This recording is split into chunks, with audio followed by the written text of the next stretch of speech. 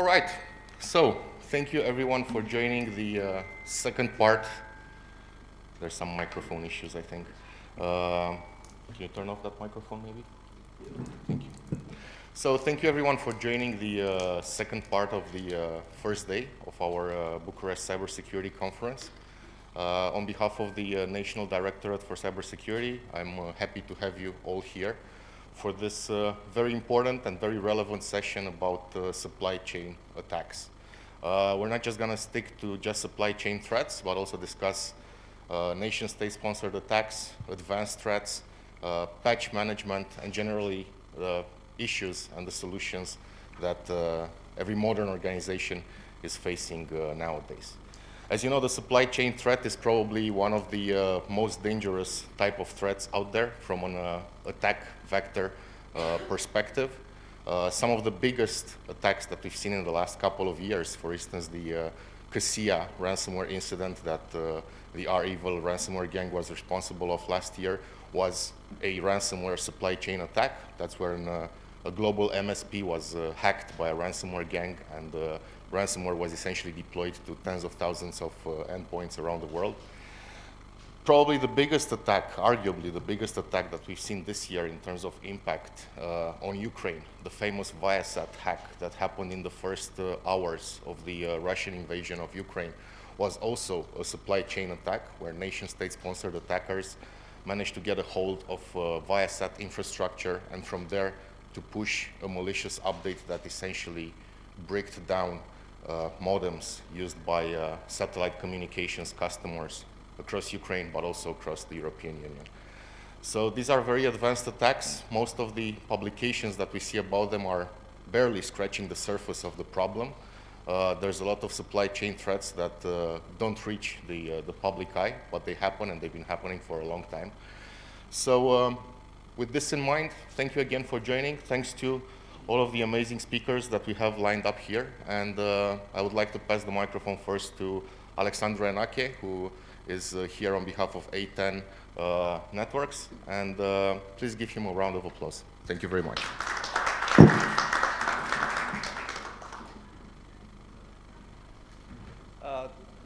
Thank you, Stefan. Thank you, everyone. So I will try to be a little bit efficient and share some stories and maybe way of addressing the situation also from A10 Networks. We are focused on, one of our approaches to focus on the DDoS, so this is why I basically named my presentation Build an Affordable and Surgical Scalable DDoS Protection. Now, one of the reasons we see this weapon to be so destructive, but in the same way so accessible, is because of its very low cost of accessing it and the damage that is being done using such weapons. And more than that, what we see is that this type of attacks, right, the DDoS attack, the distributed denial of service attack, evolved quite a lot. In the past, if we are focusing only on the volumetric side, we see that the techniques, the tactics are keep evolving, right? So it needs new approach. Most attacks nowadays, they are very small size and they are very targeted to different elements in our infrastructure, into our application and so on. More than that, because of the way the network evolves with the digital transformation, we are seeing that the attack surface is getting bigger, right? We can see like the Microsoft attack, probably the largest DDoS attack, right? 3.47 terabytes, right? Which was mitigated successfully, right? So basically the scale, it's a new element that we are seeing in the picture. I just want to drill down a little bit into the threat landscape, just to mention that if probably in the past, whenever we are thinking about DDoS, we are thinking about the volumetric attack, but we see that this is just a small portion of the overall DDoS threats. And now we are seeing a hybrid approach, right? The defenses are getting more into a hybrid state to mitigate also the network type of attacks and also the application type of attacks, which are, specific for different applications that we have in our network and into our infrastructure. Now, as we are seeing, basically related also to supply chain, there are different vulnerabilities, and those vulnerabilities we will continue to discover them along the way, right? Log4j, that's one of the vulnerabilities that It's used for different purposes, ransomware, we saw some examples, but also it has the potential, right, to create a very large DDoS botnet. So large botnets that are capable to launching those DDoS attacks. So that is one of the impact that we are seeing through our research. Therefore, we are seeing in our infrastructure, in our ecosystem, we are seeing a big stretch on the human resources and on the way that we have to face those threats. And going forward, the approach that we see the most constructive is to rely on intelligent automation and machine learning, right? To involve all these new technologies that are coming on the market in order for you to get a very fast learning, continuous learning, a very fast detection, automated detection, incident response generation fast, and mitigation. And all of that, it cannot be possible without this intelligence that it's supposed to be added. Now, there are two use cases, mainly when we are thinking about the DDoS. And why I'm mentioning that, there is that so-called reactive approach. That's like building a cloud scrubbing. It can be either something like it resides with the telco, or it can be some cloud provider that it's offering this type of service, or a governmental cloud, depending on the approach. Basically, it's meant to mitigate those volumetric type of attacks. And the way it happened, this mitigated detection, the solution that is proposed to mitigate those DDoS attacks, it's not staying in line. It's an out of path, and whenever it gets an indication of a volumetric attack, it's entering into through the BGP routes, right? It's entering into the path of the traffic that it's affected, and starts the mitigation, the cleaning process. On the other hand, the second use case is more designed for blocking those small attacks that are affecting the application layer. So this is basically the inline approach, where we are actually seeing the bidirectional traffic, both the traffic that is coming from your network, the traffic that it's coming to your network. And this approach is very strong for those advanced application attacks. So this is more specialized for critical infrastructure, finance, banking, and gaming. I mentioned a few of use cases that are also sensitive to the latency issue, right? Because once you put something in line, this can be a big threat. Now, when you think about the DDoS, several aspects that are coming to my mind is it has to be an efficient solution. It has to detect and block the attack fast with a very minimal damage to our services. If we're talking about critical service or a financial, we can understand why. Automation, we need to be able to react fast and also to mitigate sub-seconds the attack. Scalability, to be able to cope with the increased volume of traffic in a very fast way. And like us, we understand that the DDoS is not quite a cheap solution, but still affordability, it's a threshold. I'm just stating, that the attack from Microsoft was mitigated successful, and in a way, actually, we are proud because this case, it's also being powered by A10 technology. So it's something that we are proud of. I just want to enter a little bit more.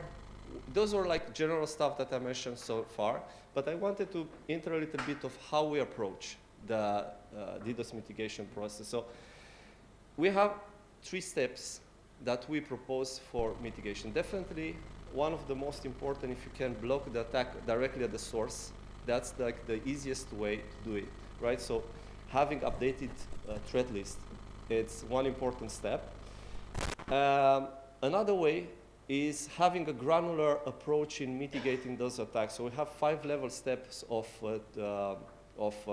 mitigating the attack.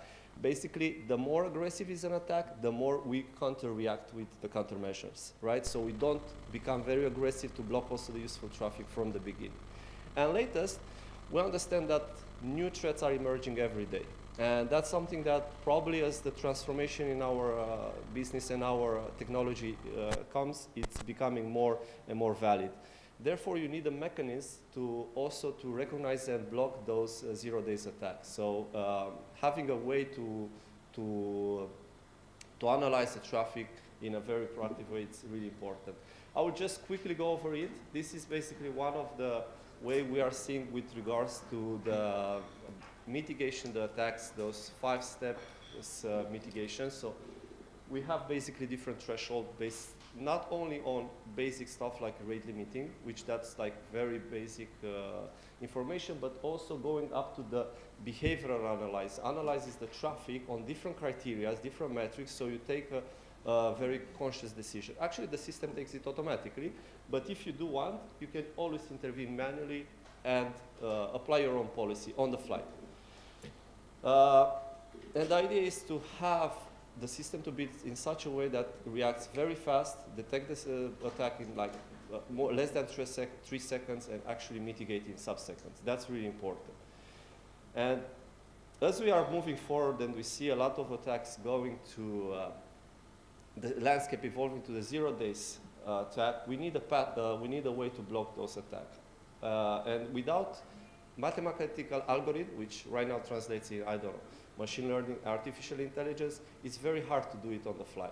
So what we are doing basically, we are tracking a huge number of parameters, something like 30 parameters from the packet itself, based on which the system defines different classes and block those attacks manually. Automatically, sorry. Probably the first step, I should have started with this one. That's actually the first step in mitigating attack, blocking directly at the source, by the way. And it's part of every solution, but it's important the higher, let's say, the volume of a threat intelligence that you have and you can deploy on your solutions, on-prem or in a virtual, in a cloud, and so on, the higher you decrease the load or the need for more advanced mitigation processes, right? So this is something that we are seeing as we are going further with the integration and the change in the supply chain, because a lot of the threats are coming also from this area, and easily they are getting known, right? Those botnets, I'm referring strictly to the DDoS side, and it's important to block them directly at the source without managing to get through into our network. Another important factor to also protect against internal threats, right? You can, let's say, through different vulnerabilities that maybe were not covered in time, you might get those internal threats. So having a clear detection process, which is deployed on different assets on your infrastructure, it will help you also to block those malicious traffic directly at the before becoming part of those large botnets. Probably one of my last things that I want to mention, we understand that when we talk about our infrastructure and the way we go forward, even if we are relating to the supply chain attacks, it's important to have a zero trust in place, like to follow the zero trust principle. But in order to do that, it's important to have a clear visibility into the traffic, and having what was like one NSA, for example, had a recommendation to create like a decrypt zone, to have all the certificates and so on stored in one place, and from there to do so called service chaining and to decrypt one time and inspect multiple times. And that's basically an enabler for a very reliable zero trust implementation. I'm just finishing up or wrapping up with our vision of moving further with regards to secure your network, definitely to implement a proactive DDoS defense. On one side, it's important to automate the DDoS defenses to react fast and to protect against all type of tactics that are evolving, including the 0 days attack. Implementing a zero trust principle and infrastructure, let's say, and with this in mind also to make sure that you have a clear visibility of all the traffic in your network. And last, I would mention is to monitor your network, because it's not about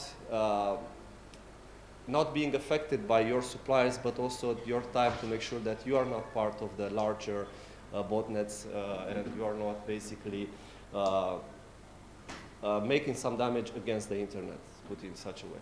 So responsibility, I think it's also one principle that should be guided for. Okay, thank you. I try to keep it short. I don't know if I manage or not, if I'm in time. I think we're good with time. Thank you, Alexandru. Important to mention that if there's any questions from the room after each presentation, feel free, just raise your hand and we'll give you a microphone, or you can just speak freely. The DDoS topic is a very important topic. 2022, the current year, we've seen record-breaking DDoS attacks across the world. And I know you, Alexandru, you work a lot with customers directly. What I'd be interesting to know is, do you see any difference between customers? Are more of them, do they take the DDoS protection approach in a proactive way, trying to protect themselves before an attack actually happens, or they are acting more in a reactive way, coming to you guys after they've been hit with a DDoS attack? And I think a follow-up question would be, do you see any difference in the readiness for DDoS attacks between public sector organizations and the private sector, specifically companies? Mike. Thank you, Stefan. So definitely, DDoS topic is not a new topic. It's quite old, and every time, like I remember in the past years, had discussion. Yes, that's like really relevant, and I get the point, but maybe we have other priorities. And this situation actually changed in the last years, and I think you put the spot, events actually in what happened in Ukraine, but also the repercussions that were on East Europe. So myself, I'm covering the entire East Europe. So we saw that there was the awareness about this topic increased, and they understood that even like it happened to have a specific service, or well, we are covered by the ISP or so on.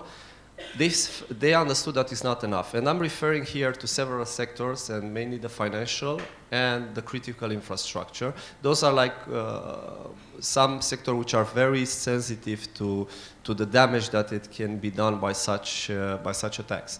So definitely the institution started to take it a little bit more proactive. Yeah, we saw a lot of POCs and a lot of projects in this sense. And if I'm to think whether the public or the private, I think it's a matter of the speed of reacting. Since we see the war, it's started, let's say, this year. The private sector, it's very fast to react, so they can implement something in a, let's say, less than half a year or 1 year, which on the other hand, it probably takes more because of process and so on, I guess. Yeah, but there is definitely the interest. It's there, and it increased, and the awareness. Everyone is aware about the situation. Yeah, right now. Thank you very much, Alexandru. Another round of applause, please, for our speaker. Our next speaker today, he's named Panayotis Papagiannakopoulos. I hope I got the name right. And please have the mic, and the floor is yours. Thank you very much. Thank you very much. So, thank you very, very much first of all, for pronouncing my name correctly. This is very unusual. I come from Greece, as many of you potentially understood. My name is Panos, much easier, and I'm a partner within EY. First of all, thank you very, very much for the invitation. Dan, I don't see him here, Peter, Carmen as well, and the rest of the EY colleagues. So a little bit of my background, who am I, although I would love to be the guy on the right. Unfortunately, I don't have all of those tattoos, but I started as a domain and security admin from an oil and gas company, and currently I've evolved, even though I missed the action, or the keyboard action, I've evolved as a partner within EY. And I'm having approximately 18 years of experience on technology and cyber as well. So I'm handling, or I'm trying to lead the services across Southeast Europe on those fields, and also have a number of other hats as well. We as EY, we love to give our people many, many hats. So I just added also some of my contact details in case you would like to meet and connect. More than happy also to touch base with you afterwards. And without any further delay, let's go on today's discussion. I think also the presentation will be shared afterwards, right? So yeah, if that's the case. then you can find me. So I think, you know, I will try to link why cybersecurity is very important on the supply chain. Okay, and I think, again, we heard a number of times that COVID accelerated the digital transformation, blah, blah, blah, all of those concepts. But one thing that we typically neglect is the fact that currently the IT boundaries and the IT boundaries that many of you need to follow and need to protect are a little bit blurry. So you are, you know, 24/7 connected with your customers, with your partners, with your vendors, with anyone.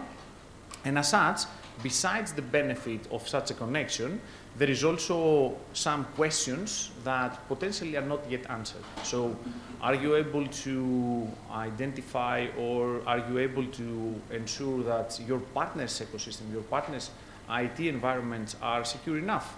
Are you able to say that there are sufficient controls on this wider IT environment?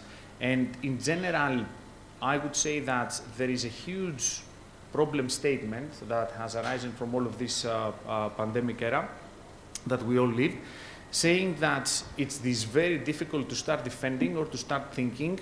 I mean, my friend and colleague Alexander mentioned about DDoS attacks, but imagine what happens if your supplier is DDoSed and you don't have an alternative, or imagine that you don't have any control on what their security controls are.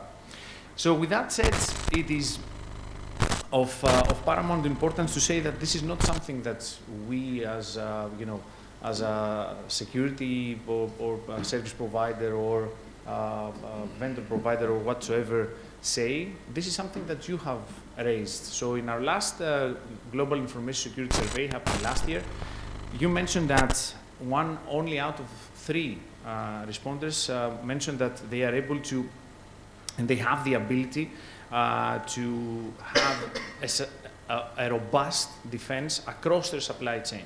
On top of that, there are other things like, for example, you know, that we typically, or the management typically, or we as in total, we don't take seriously the investments that need to happen on the supply chain security side. And generally speaking, even though the attackers have shifted towards the weakest link of the whole ecosystem, we neglect that. So there are a number of cases out there where the attackers do not target us as their primary target, even though we are. They target one of our suppliers who may not be that mature.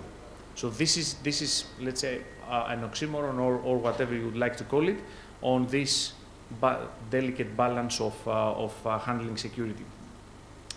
Now, typically from our experience, the motivation across all of the different threat actors varies. So we see many activism or hacktivism or hacker groups, etc., to have completely different motives. There's always the financial crime, especially in Southeast Europe. I don't know if you have, because unfortunately I don't know the market that well, even though I just got relocated, as we have seen at the beginning, in EY Romania. I don't know whether that's the case here, but in Southeast Europe in general, there is a huge supply chain attack vector via phishing for rogue invoices and rogue payments. So I'm pretending to be someone that you cooperate with, and money is transferred to wherever. So ransomware is always, and I think it's constantly growing, because again we are the weakest link. Then we have asset theft or corporate espionage. We have a number of other things like hacktivism. I don't know if you recall the BP Gulf scandal, with the oil spill and stuff like that. There was a huge movement across all of the different hacker groups towards BP, not to steal money or whatever, just to make a statement that that was definitely wrong.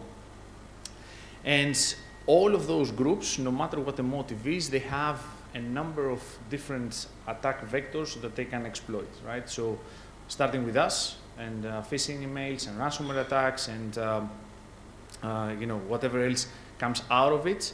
And obviously, there are other things like, my apologies, firmware attacks or DDoS, as mentioned earlier. or even pre-installed malware in some occasions, like mobile phones where you go and buy some, or companies acquiring, a system, or even laptops, and they come with a different flavors of software pre-installed. Now, if we want to go a little bit further, I think that there are a number of industries which are a little bit more affected than the rest. So starting from the left, we see the semiconductor industry. I don't know whether you had the opportunity or the luxury to order a new car, but unfortunately the lead times that they give are outrageous, and this all happens because of semiconductors. So imagine a supply chain attack on this industry, and there are many hacker groups who are trying to exploit that in order to request ransom or to request something not for the attack to happen. As we move towards the right side of the slide, there are some typical industries, like for example consumer retail, which typically has thousands of vendors, all right, because of the products and etc. Energy as well, not only for the production but also for the distribution, and obviously automotive, again with various parts. And as we'll later see, there is also a really nice example on that front. So a couple of examples, and then I'll start concluding. I'm pretty sure that you heard the first two. Potentially you haven't heard about the last one. So the last one is, I will start with that one. The last one is one of the most recent ones. So Toyota suffered a huge supply chain interruption because one of the main suppliers got hit by a ransomware attack, and they didn't have a well-prepared resilience plan, or they didn't have, I would say, a well-established framework in order to assess their vendors' security. So they shut down a number of different plants. If I recall correctly, it was 16 or 18 plants of car production, and if you add that to the lead times that we discussed a little bit earlier, the problem became huge. SolarWinds and Colonial Pipeline on two different sectors. SolarWinds for the IT sides, a number of companies affected because SolarWinds was the prime provider of IT service management and asset management and all of that stuff vendor, and the Colonial Pipeline, obviously, with the energy elements, again via ransomware attack, but it affected a lot the supply chain of a number of different companies. Now, if I want to summarize, let me open them up. I think that companies, in order to overcome all of those elements, they need to focus on three different dimensions. So the first one is the internal part.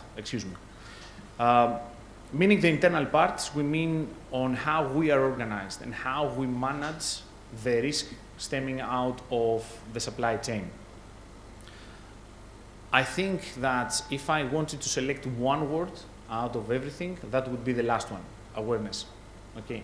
No matter what you do, no matter what we do as technology-related professionals, and no matter which tools we get, there is a saying in our practice, and apologies if I offend some of the participants, there is no patch for human stupidity. Okay, and this is a very well sold t-shirt that follows our industry. So awareness is key. Okay, personally and from our experience, more than 90% of the attacks happen via the weakest link, which is us. Okay, opening their own email. Then we have other elements as well that do not involve users, like for example cyber insurance, which covers some residual risk. We have also technology-related controls, like the ones mentioned, and I guess the rest of the colleagues will follow as well. And finally, performing regular assessments, not only internally but also to our supplier network. Okay, depending on a classification scheme. Then we have the partner network. So, zero trust architecture and, trusting no one, do not trust your data, your applications and your users. This is a fundamental concept across the supply chain. And finally, what I mentioned earlier about assessing your suppliers.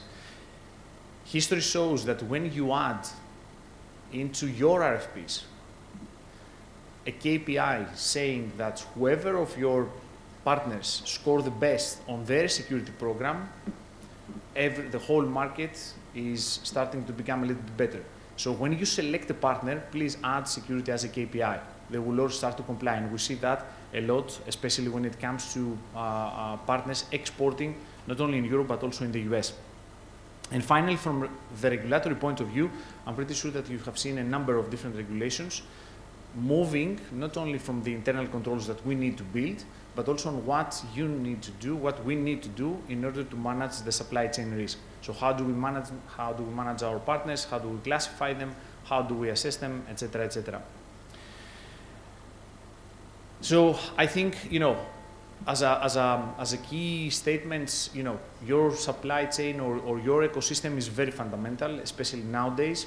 Please do take care of cyber as well. It is not only an IT responsibility or a guy sitting on the end level of the hierarchy. I think it's a really valid and material business issue. And with that, thank you again very, very much for the invitation and for your attention. Thank you. Thank you, Panagis. And I have to say, I really loved your, not the last slide, but the one before the last slide with the frameworks of the 3 pillars of how we could prevent supply chain threats. Because I think it's very important for this this message and this awareness to come from the bottom up. If every company that would hire a supplier would be more strict and would take that supplier to have more responsibility for what they provide, I think we will all end up in a more secure world. Any questions from the room for Panayotis? Otherwise, what I would ask would be, you have a lot of experience consulting with different sizes of organizations in this area.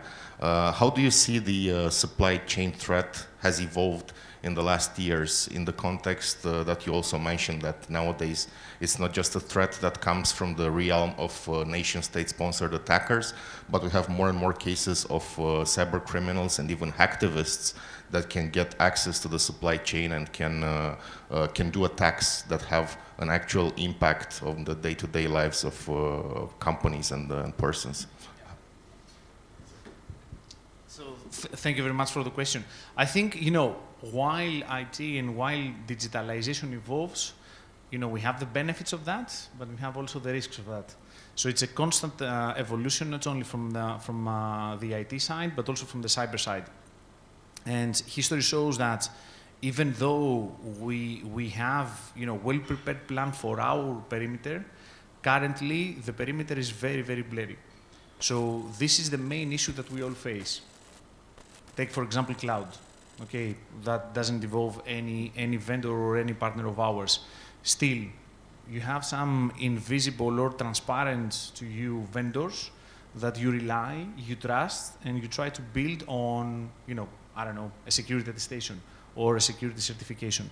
So all of this digitalization and involvement, I think it has grown a lot, coming also together with that, the supply chain risks, as we discussed.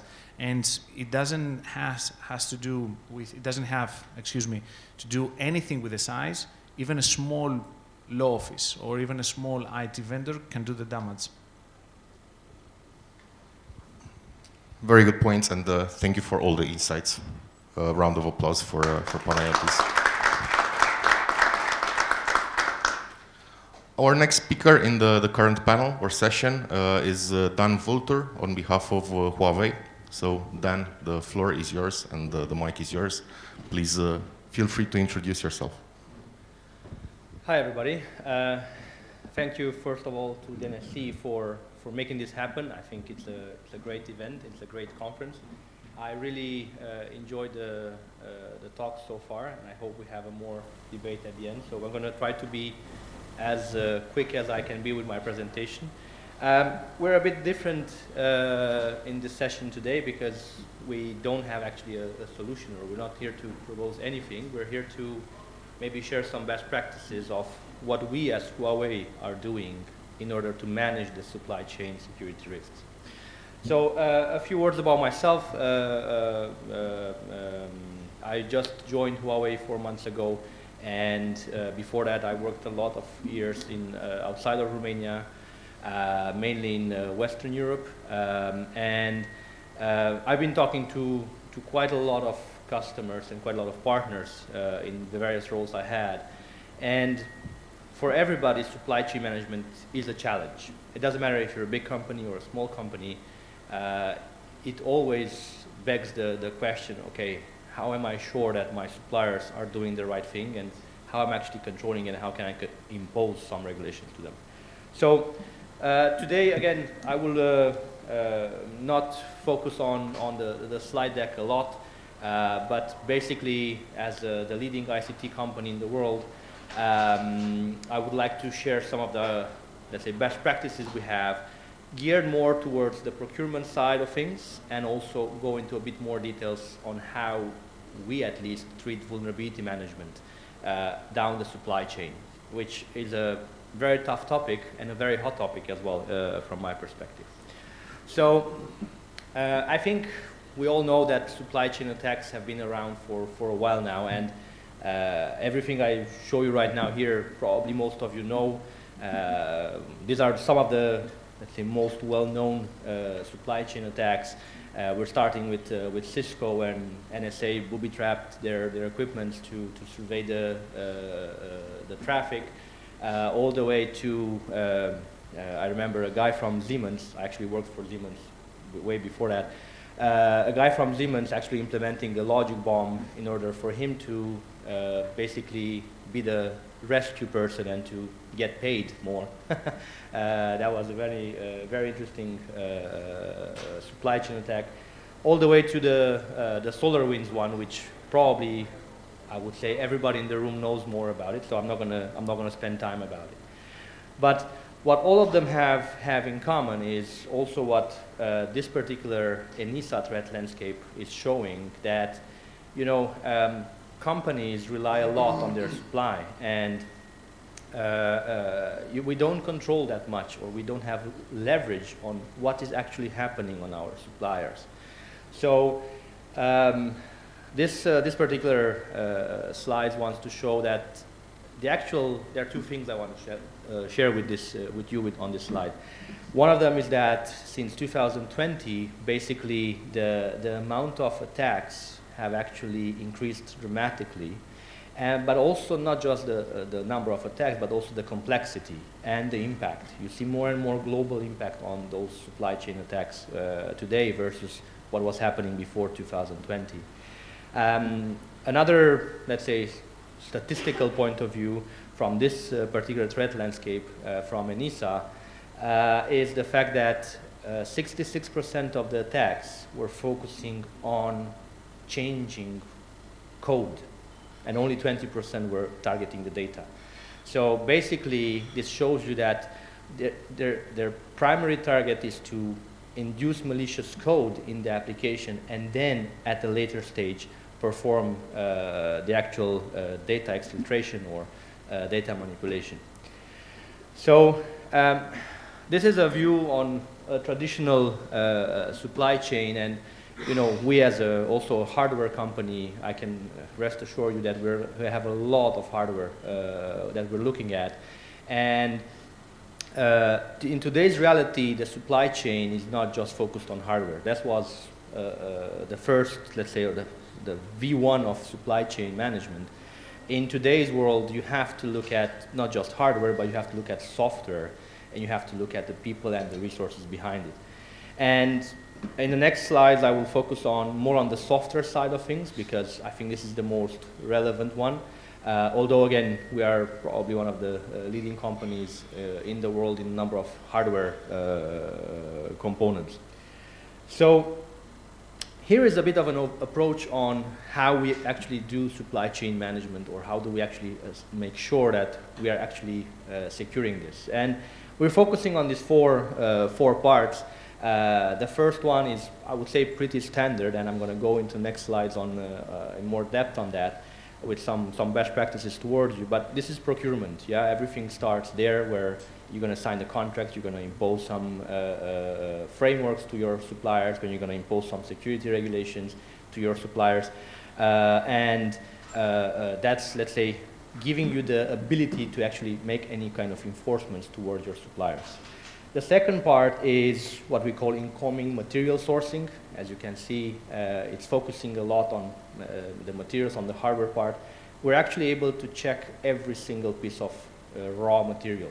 And I'm going to show you later how we're actually doing this and how fast we can actually detect if something is not okay. But from a software perspective, this is where we start to look at the software and start building that bill of materials, which pretty much everybody in the industry talks about. On the factory security, again, we're talking about, again, the hardware a lot, but from a software perspective, this is where we actually load the software. This is actually where we digitally sign, using PKI certificates, our software so that we are sure that nobody actually tampers them from that point onwards when it goes through upchain in the supply towards the customers. And on the logistic part, I think that's very straightforward, so I'm not gonna spend time on that. That's the route planning and all the typical logistic activities you do when you're planning for this.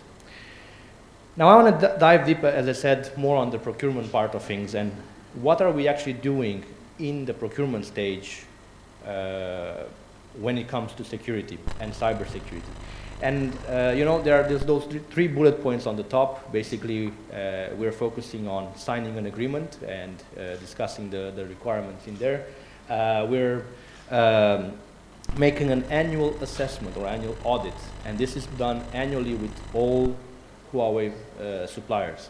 And just to give you a perspective on the scale we're operating, we have more than 4,400 suppliers worldwide. So this is something that we're very, very serious about. And of course, we're doing technical examinations on that.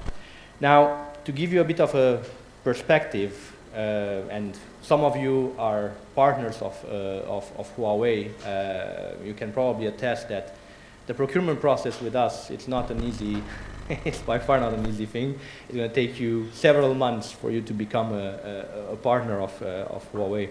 But this is one of the reasons, because we're looking at every single angle or any single level. And from a, let's say, procurement perspective, you know, we're looking at making in contracts, in binding statements that you as a supplier, you're not inducing backdoors, you're not inducing viruses, you're not having unauthorized access, you're not having your, I don't know, software that bypassing security products. You're not having people performing unauthorized access or unauthorized actions or any other stuff.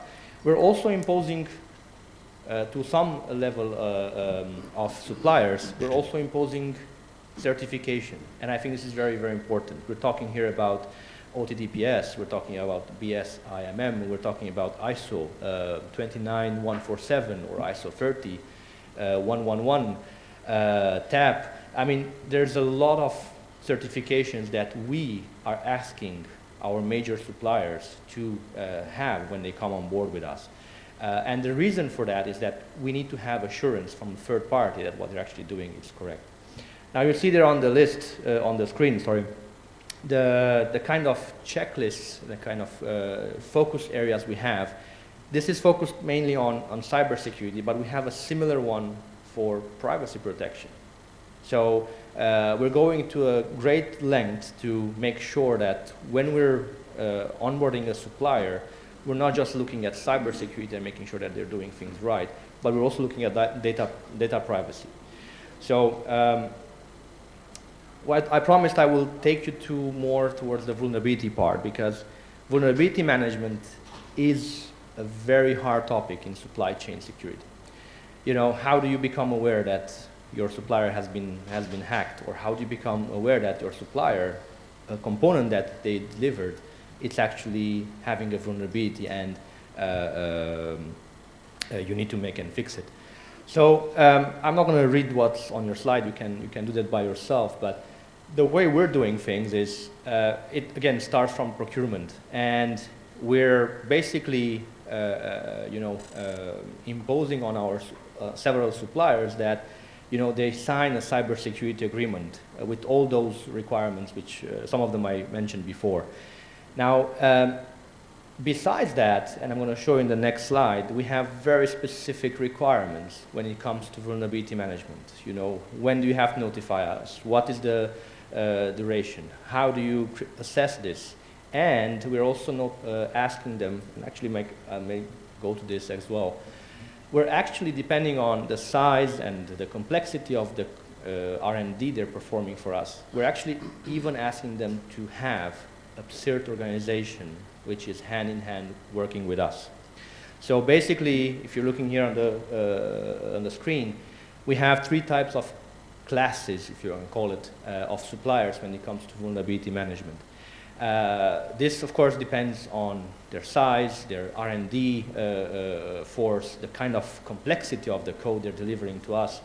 But basically, we're asking more and more security measures and security controls towards that supplier regarding CERT, because this is the only way we can actually make sure that whenever they have a problem or somebody else discovers a vulnerability in their solution, we are notified. We call this pre-warning, I think, yeah, pre-warning, that we are able to see, and we work together with them to fix this. Either we're helping them to patch, or we're having to release a new software version.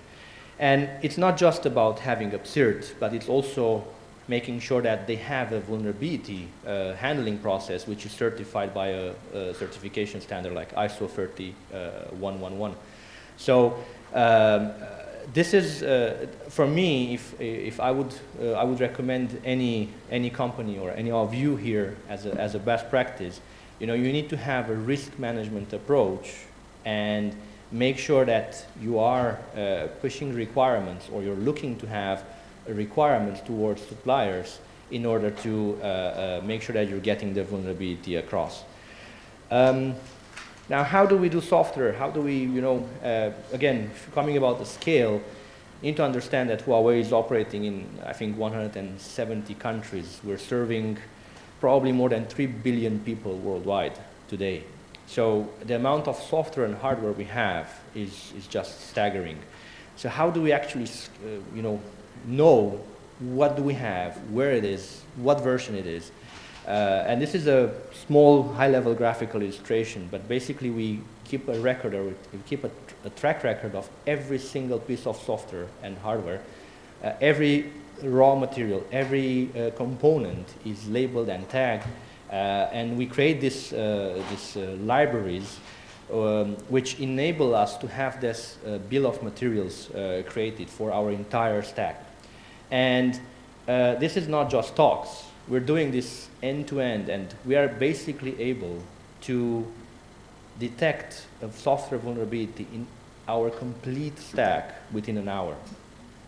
This is very, very hard to do. I can tell you it's not easy, and it's not something that's trivial. But it also, from a raw material, from a hardware perspective, we're able to detect everything that's happening in a day. Why are we able to do this?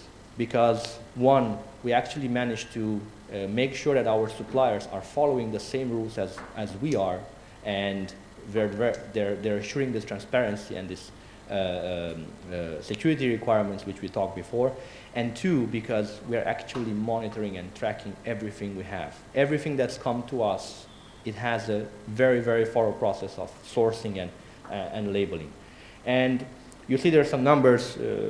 We're producing 200 million barcodes per year for hardware, and we have more than 30 billion. There's a lot of course, AI and machine learning behind it.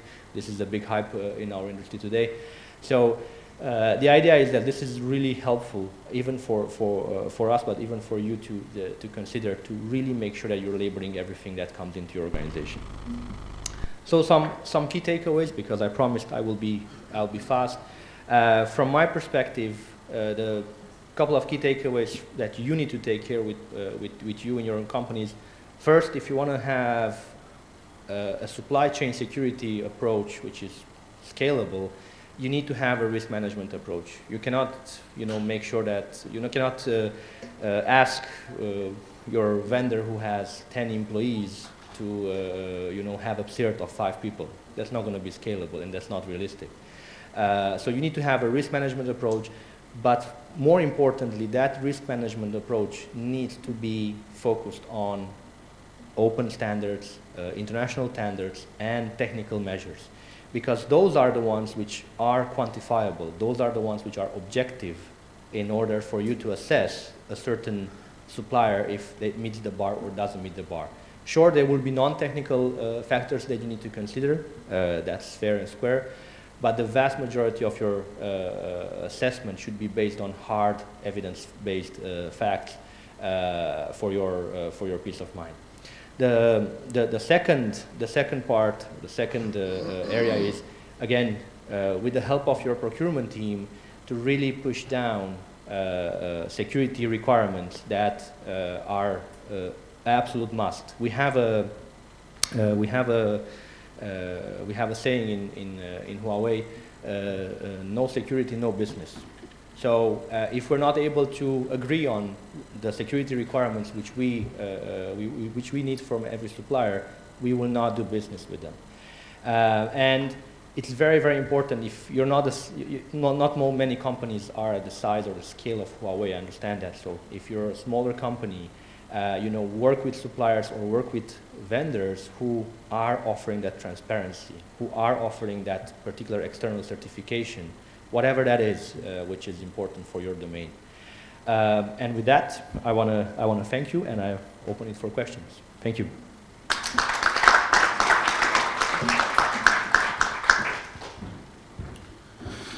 Any questions for Dan from the audience in the room? We can hear you. So regarding the compliance for the vendors, Yeah. Huawei works. Is it as simple as just asking them, hey, do you have this? I don't. Or are you following this standard, or do you actually have a process to ensure that the Well, so first of all, of course, we're going to have a formal process of reviewing documents and all that processes, which is standard for everybody. But then we also do audits. So we go on a yearly basis and we perform an audit. And of course, during the pandemic, the audit was mainly online because we couldn't meet. But even now, with our suppliers, we're performing annual audits where we're saying, okay, you said on this policy that you're doing this, show me in your system how you actually enforce this. Show me how you're actually doing this. We talked in our agreement that you're gonna train your people for cybersecurity, or you're not gonna do this. Show me in your systems proof of and evidence that you're actually doing this particular part. Now, of course, again, we're not doing this with every single supplier because it doesn't make sense.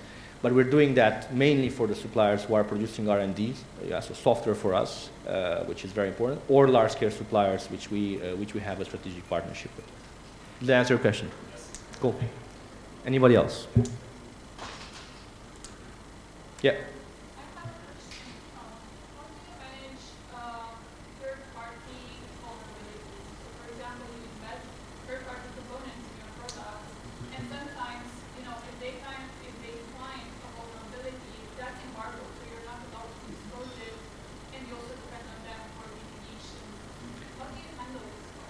Yeah, so I'm not sure if you've been here when I held the presentation, but this is why we push and we enforce actually to have that CERT organization at the customer or at the partner site. So we're depending on the size and the business we have with that particular supplier, we're actually imposing a certain minimum amount of people who are going to be dedicated as a CERT for Huawei. So they're going to be able to tell us, okay, on this particular software, we have this particular component, which has this particular vulnerability. Either their customer or someone on the internet or themselves, or we actually, even sometimes we, because we also perform, within Huawei, we have a team which is outside of the business unit, which is called ICSL, which are actually testing product before going into market. And they have a no-go veto right. So it doesn't matter if the business screams that, oh, I need this feature or I need this particular solution to go on the market. If this doesn't get the sign-off, and it's really hardcore, I mean, pen testing, code review, I mean, there's really not just on a nice review. If this doesn't get the stamp that it's checked, it's not going to go live. So we even sometimes I would say quite often, we also find vulnerabilities in our suppliers and we notify them. But that's why we have those CERT teams to talk to each other in order to be able to communicate and to address this. And of course, we're gonna disclose this to the media or to the public whenever it's relevant for everybody to know, when we have a certain patch or when we have a new version on that. So this is how we manage this, because vulnerability management, that's why I chose to talk about this, because it's the hardest thing from my perspective in supply chain security. But if you are able to enforce requirements and have a CERT organization, no matter how small or big, on the other side of your supplier, then you will be able to have that communication, and then you will be able to enforce that particular notifications between you and your suppliers. Cool. Anybody else? Okay. Thank you, Dan. Thank you very much.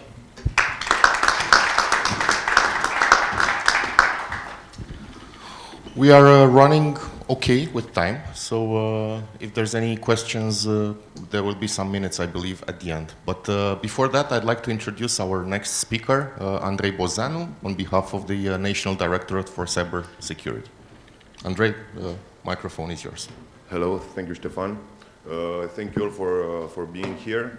Today I will talk to you about modern cyber warfare, from supply chain to watering holes, or from watering holes to supply chain. Everybody knows what supply chain is, but I am not sure everybody knows what a watering hole is. So, I have 31 years of experience in cybersecurity, both in offensive and defensive fields of operations.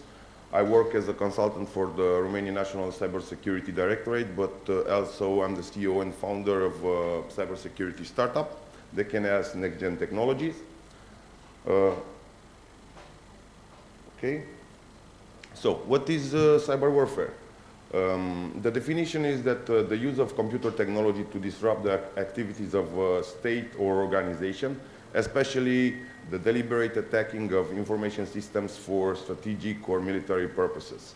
Having this definition in mind, let's take to the next slide.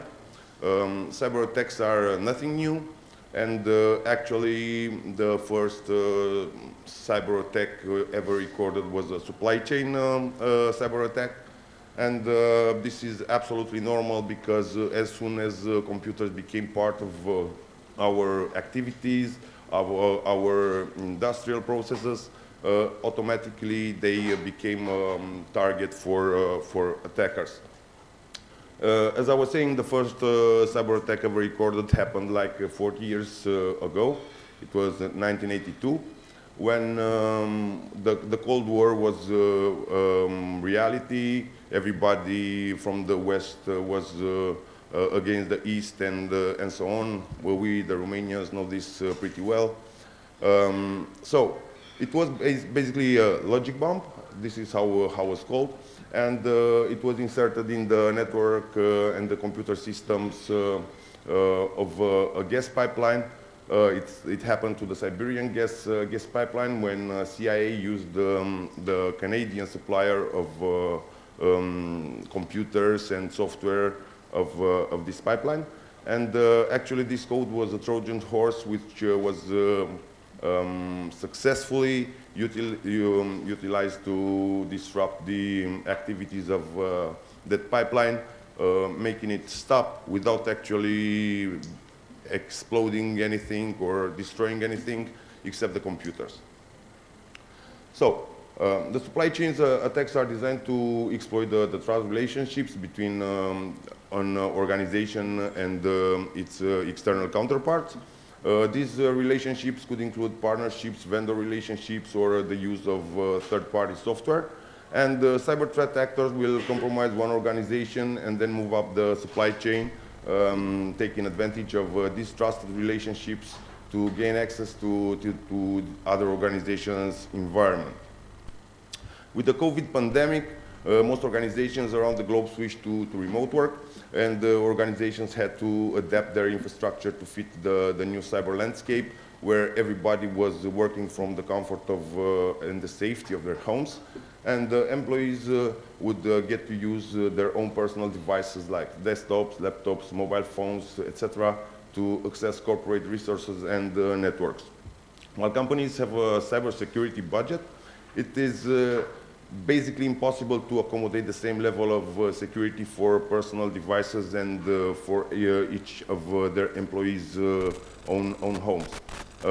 It cannot be assured the same level of security at this employee's home as the one you have inside your own organization. So, while server-side exploits continue to exist and create havoc, nation-state attackers and other sophisticated actors switch their attention to client-side exploits, which saw an exponential increase in the past years. So we have one-click exploits versus zero-click exploits.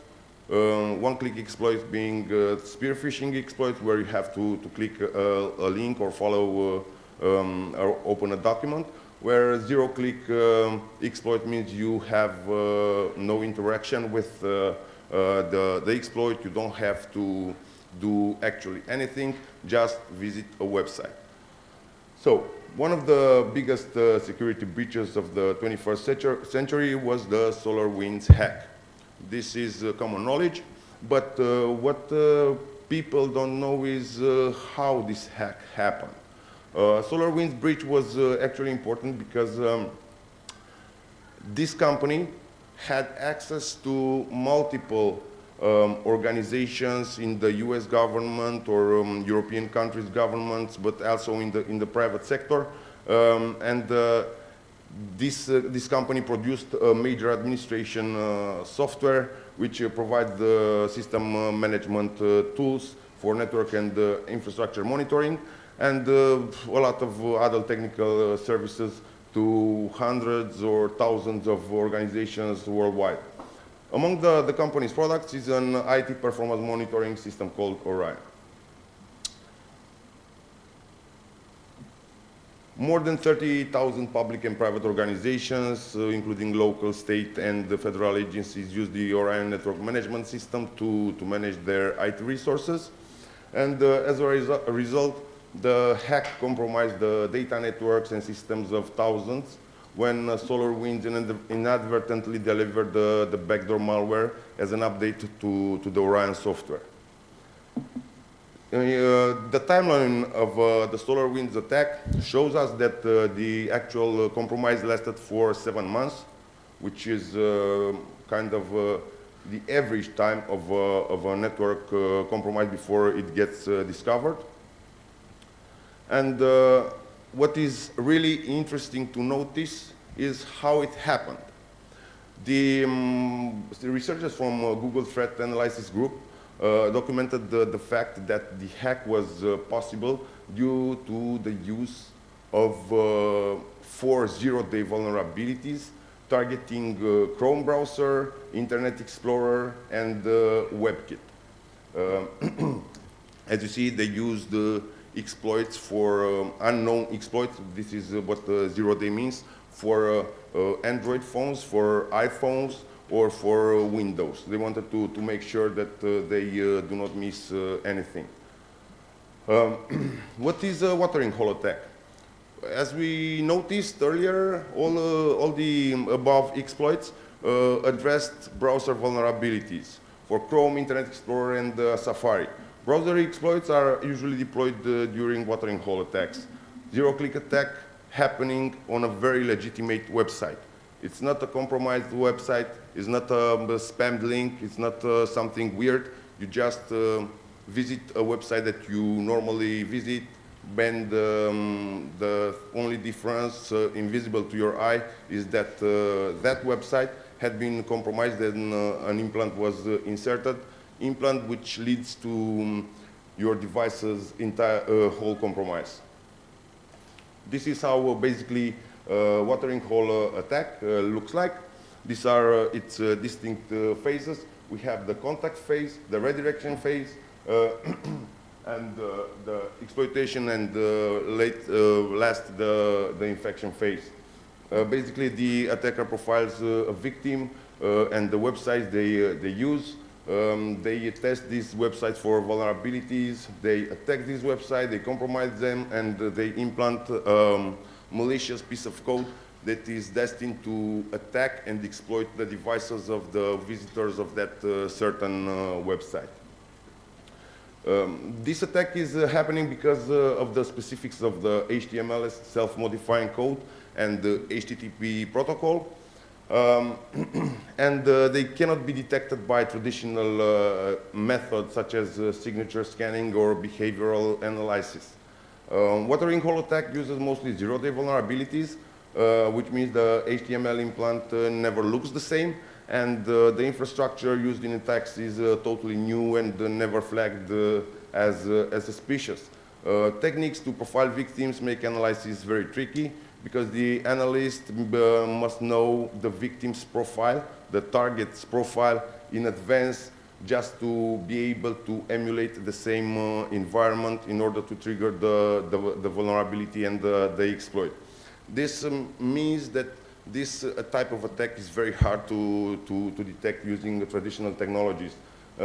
Just in the past 2 years, there have been more than 200 browser exploits for Chrome, for Firefox, for Safari, for Internet Explorer, Edge, etc.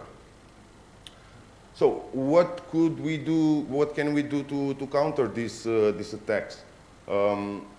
Except the traditional methods, which are very important, but they cannot provide total protection against this type of attacks. We noticed that most high-profile breaches lasted from a few months to a few years, even though victims had tight security measures and regulations. And the prolonged access was possible because there was no deep knowledge of attackers' tactics, techniques, and procedures. And security tools usually provide a lot of unwanted noise. Most organizations are not properly addressing the internal threat. Most organizations are mainly focused on external attackers instead of focusing on internal threats and threats posed by their own employees. So watering hole attacks are impossible to detect using behavioral analysis or signature scanning. In order to detect them, you need to have custom sandboxes to analyze the HTML implants, but the analyst must know beforehand what technologies a certain implant is targeting. And a normal website has anything between a few hundreds and a few tens of thousands of HTML elements and scripts, and that might be offensive. If the analyst runs every implant in a sandbox, it would take years to emulate all the elements in all possible technologies. But artificial intelligence can identify the suspicious implants in HTML pages, reducing the number enough to make it feasible for sandbox analysis. Also, it's very important to have cyber threat intelligence feeds, which provide great insight into attackers' techniques, tactics, and procedures, and of course their infrastructure. Also, the sources for the feed must be geographically close to organizations' IP address space in order to learn about attacks in your area, because knowing about attackers who target networks in a remote geographical location is a waste of resources. Also, the resources must, or the sources for the feed must employ similar technologies to those existing inside the organization, because knowing about attackers who target technologies the organization doesn't use is a total waste of resources. And many cyber threat intelligence feeds simply aggregate open source cyber threat intelligence feeds who are not curated and updated as often, so they may contain a lot of false positives. Another problem is the fact that security tools sometimes have a tough time separating real attack actions and the traffic from regular actions and traffic. Employees are not properly trained in using these tools, and even if they are attackers, tactics, techniques, and procedures are hard to distinguish from normal user actions, especially if we are talking about insider threat. Most of the times, the organizations learn about the compromise in its aftermath, averagely sometime like 248 days per, as a medium, which is quite a long time. And deception technology can provide an early warning if your organization's network and resources had been previously breached. As attack vectors become increasingly complex, organizations need to be able to detect suspicious activity earlier in the attack chain and respond accordingly. And deception technology provides exactly that. It provides security teams with a number of tactics and methods to help them, such as decreasing the attacker dwell time inside their network, expedite the average time to detect and remediate threats, reduce the alert fatigue, reduce metrics surrounding infections of indicators of compromise, and tactics, techniques, and procedures used by the attackers. In incident detection and response, time and context are crucial. Yet many detection solutions wait until critical assets have been compromised to send an alert, while others, like those that only analyze log and network data, can provide important details such as how the attacker got in or where they are headed next. Kind of makes planning a response pretty impossible. So, deception technology makes the attackers an offer they cannot refuse. A juicy document or XML or PPT file full of information, or a database entry or a user, an Active Directory or SSH user, credentials for web access, many others. Everything can be weaponized in such a way that when the attacker access any of these resources generate an alert, and analysts know beforehand that someone weird is happening and someone is accessing these resources without any proper authorization. All these deception technologies are placed in different locations inside the network, locations that are prone to be exploited and are possible targets for various attackers. And when the attacker tries to exfiltrate the data and analyze the data, all this data generates an alert to the blue team, so they know precisely where the actual compromise happened and where the attacker IP address originates from, and all type of interesting data. Very important in incident response and digital forensics activities. So this was my presentation. I tried to speed it up as much as I could to fit it in the allocated time slot. Thank you all. If you have questions, I will take it more slow. Thank you, Andrei. Any questions from the room? If not, I would have a short question. From your experience with watering hole attacks, is there any difference between targeting regular employees of an organization versus persons of interest, person that would have much more access and much more important position? How would the system administrator need to approach securing different employees with different levels of importance from the attacker's point of view? Yeah, well, it's very important to have a degree of separation inside your network, but usually the attacker tries to get a foothold inside the network, and that foothold would ideally be a system administrator or some person with certain level of access. But any type of foothold would be interesting to an attacker. Thank you, Andrei. Thank you. Thank you very much.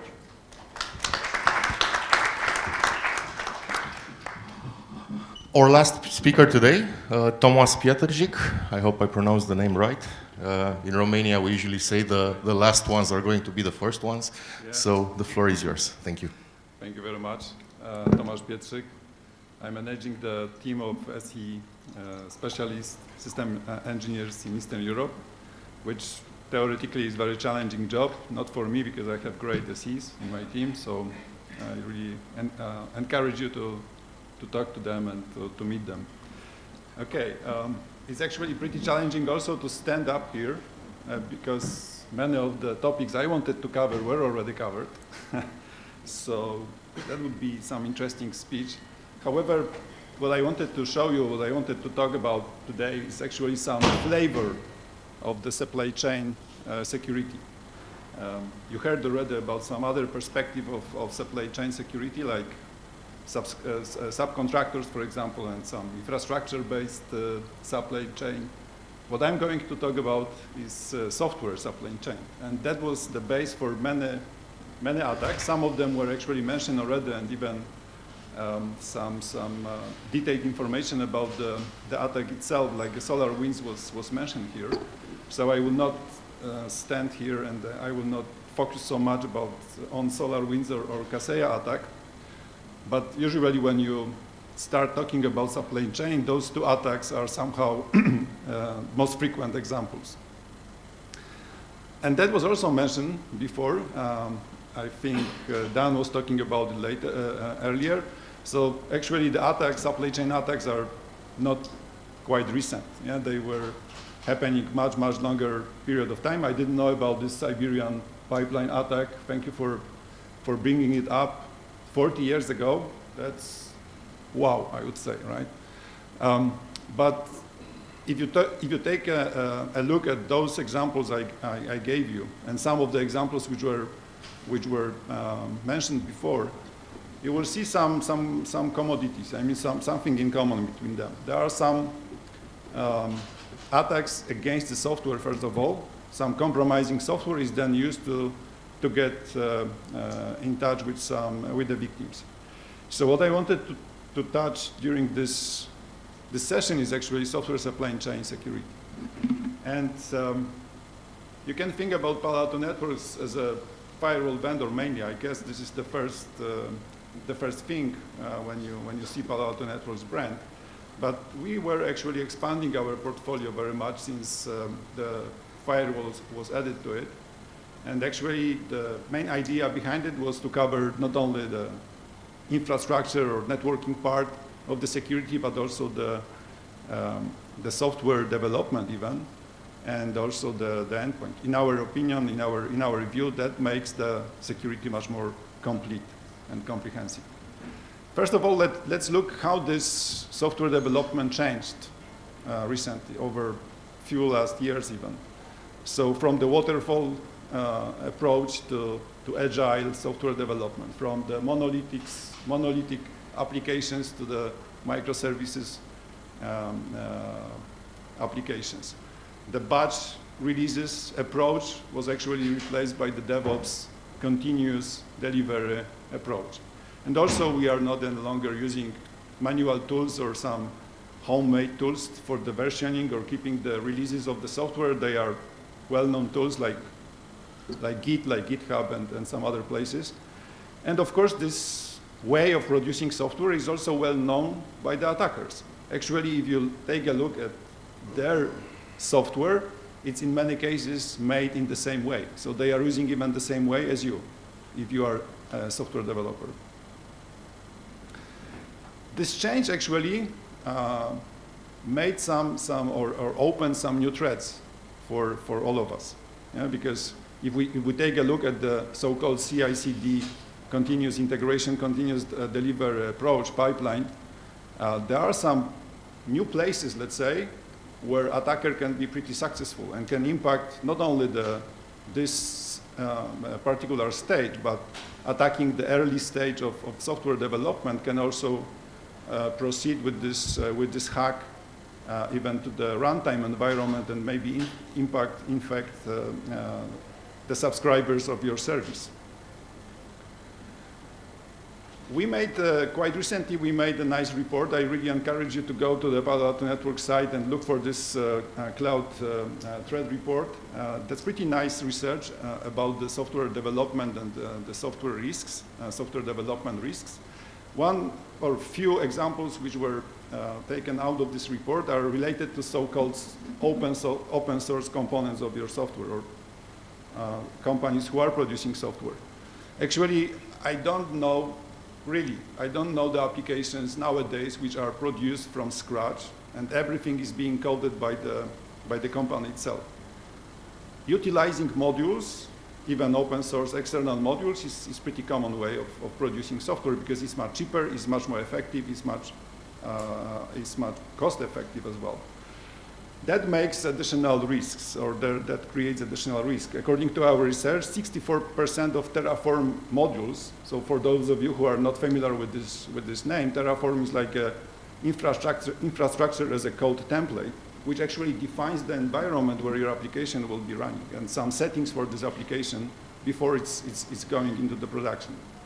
Kubernetes Helm is a way of making updates in the Kubernetes environments, and we discovered 99% of the templates used by Helm, which is really very often used, very commonly used tool. 99% of them have some misconfigurations, which can lead into some really serious issues. And 91 container images, 91%, it's an unbelievable number in my opinion, has at least one high severity or even critical vulnerability. By the way, I'm not sure if you heard about it. Actually, yesterday, OpenSSL community announced the information that next week they will actually release a critical patch. The patch for the critical vulnerability, which can additionally impact a lot of software, a lot of applications, which are using OpenSSL as one of the modules there. So, yeah, everyone is waiting for some details, and we will see what will happen. It's actually pretty scary to see if this kind of very popular module is being infected or has some bugs. So that would be an interesting week, I guess, the next one. Same like Log4j, for example. Yeah, everyone was likely hearing about this or is aware about it. According to Gartner, the 45% of organizations worldwide will experience some attacks on their software supply chain. Again, pretty scary number, pretty high number, so we really need to take care about it. How this attack can look like? Actually, from the same report, this picture is taken exactly from the same report, so again, I encourage you to go and read some details. The attack is pretty well designed, and also, if you read the details, you will see how easy sometimes is to start it and actually continue this attack. What the attackers are doing usually, they start from chasing your developers and your organization repositories, and they are pulling out of these repositories the code, and they are looking for some embedded hard-coded informations like even usernames, credentials, passwords, access keys, session keys. That allows them to go to the next phase, to the next stage, and try to use these credentials to get access to the application, for example, via an open API.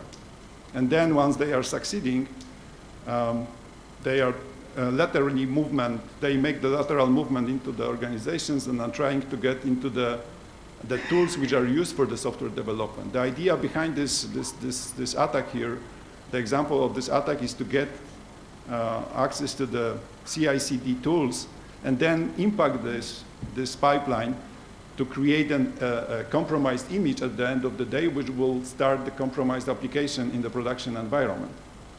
So that's pretty easy. If you know some tricks, if you know some scripting, you can easily find out a lot of information in the even open software repositories, and there are some nice other examples of hacks, of attacks which were actually based on the credentials found in such of the repositories.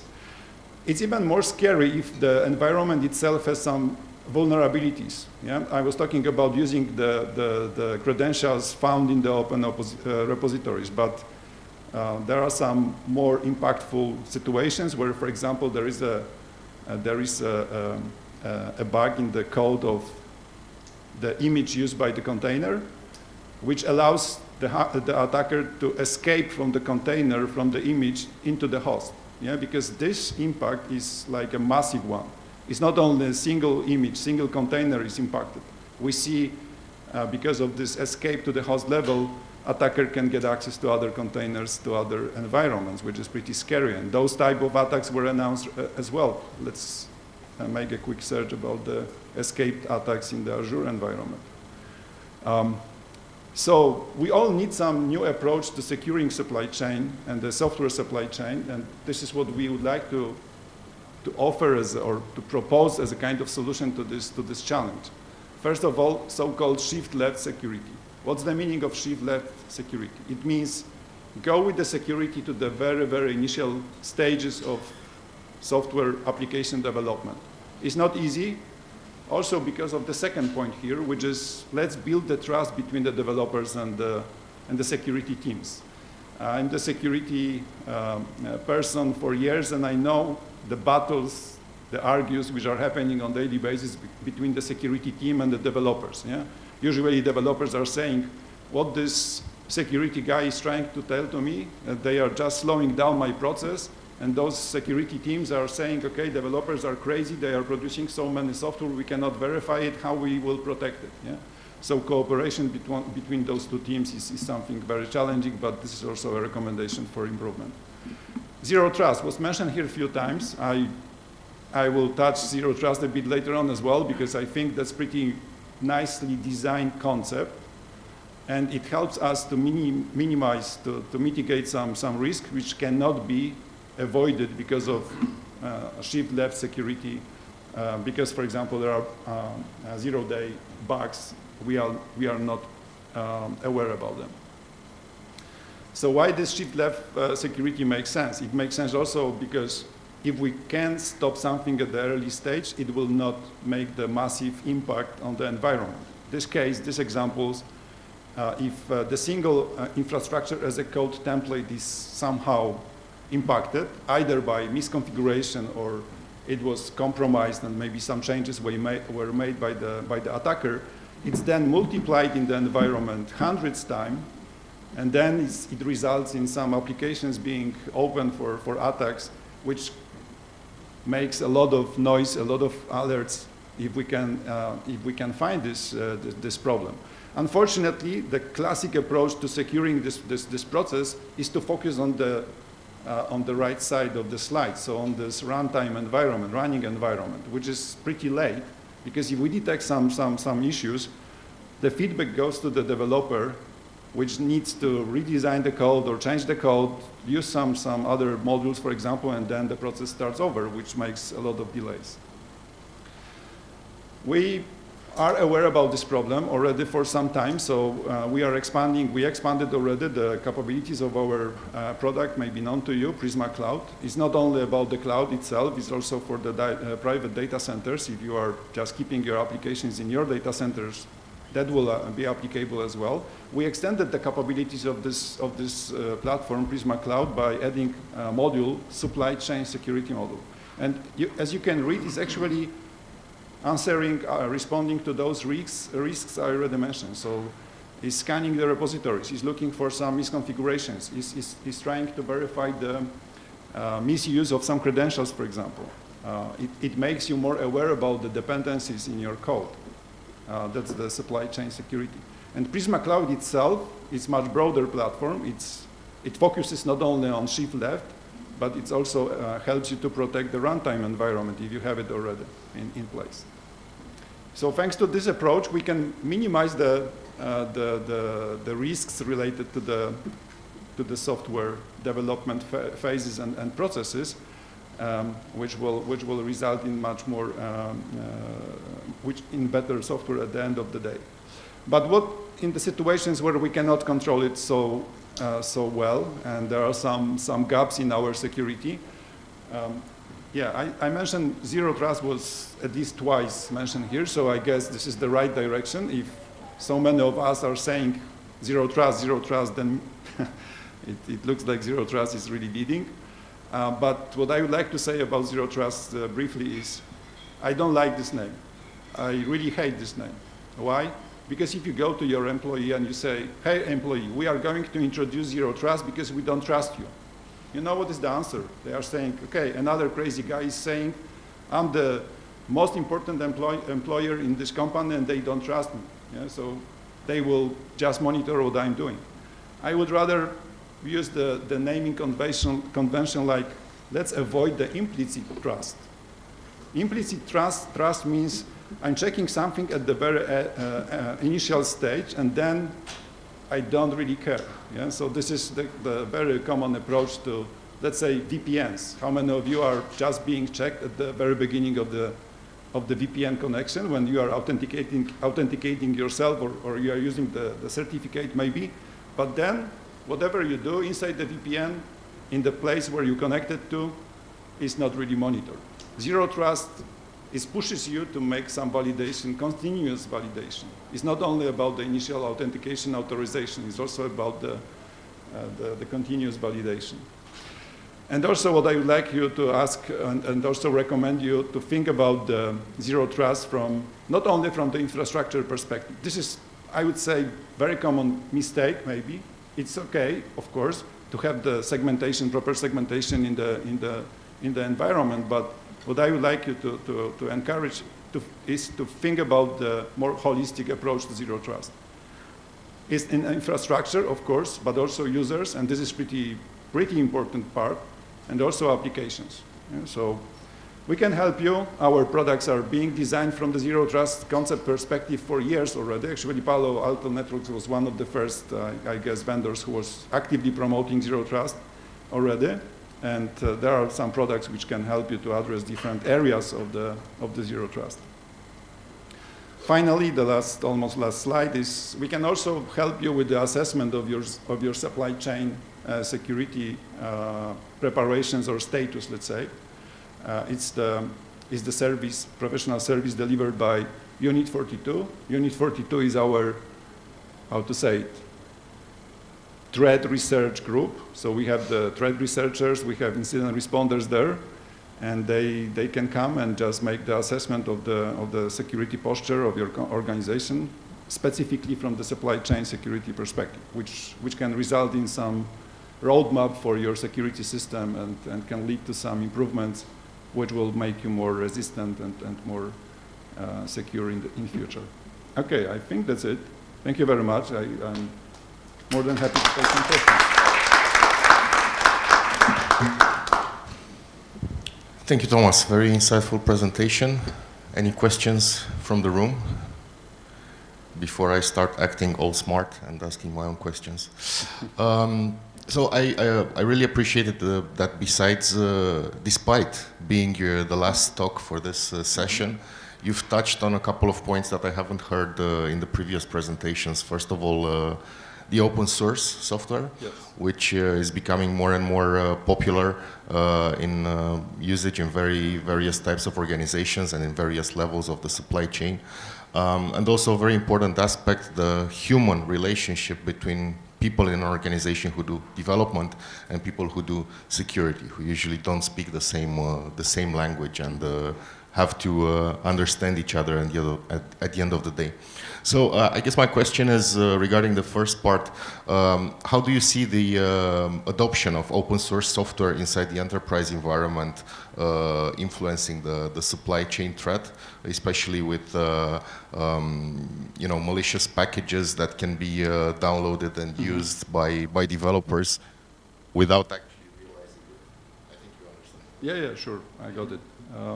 Yeah, actually, that's a good question, because I would say there is kind of explosive of using open source nowadays, especially because of the changes in the software development. If you are the software developer, likely you are using like tens of different tools, and many of them are just appearing and disappearing. You know, open source code is a great one. We are, as a company, we are using open source in many places, and this is something quite official. But you need to be aware about one fact. Open source is great because many modules are really well designed, and they were being tested, verified by so big communities that the probability of some bugs is maybe lower than even in some commercial software.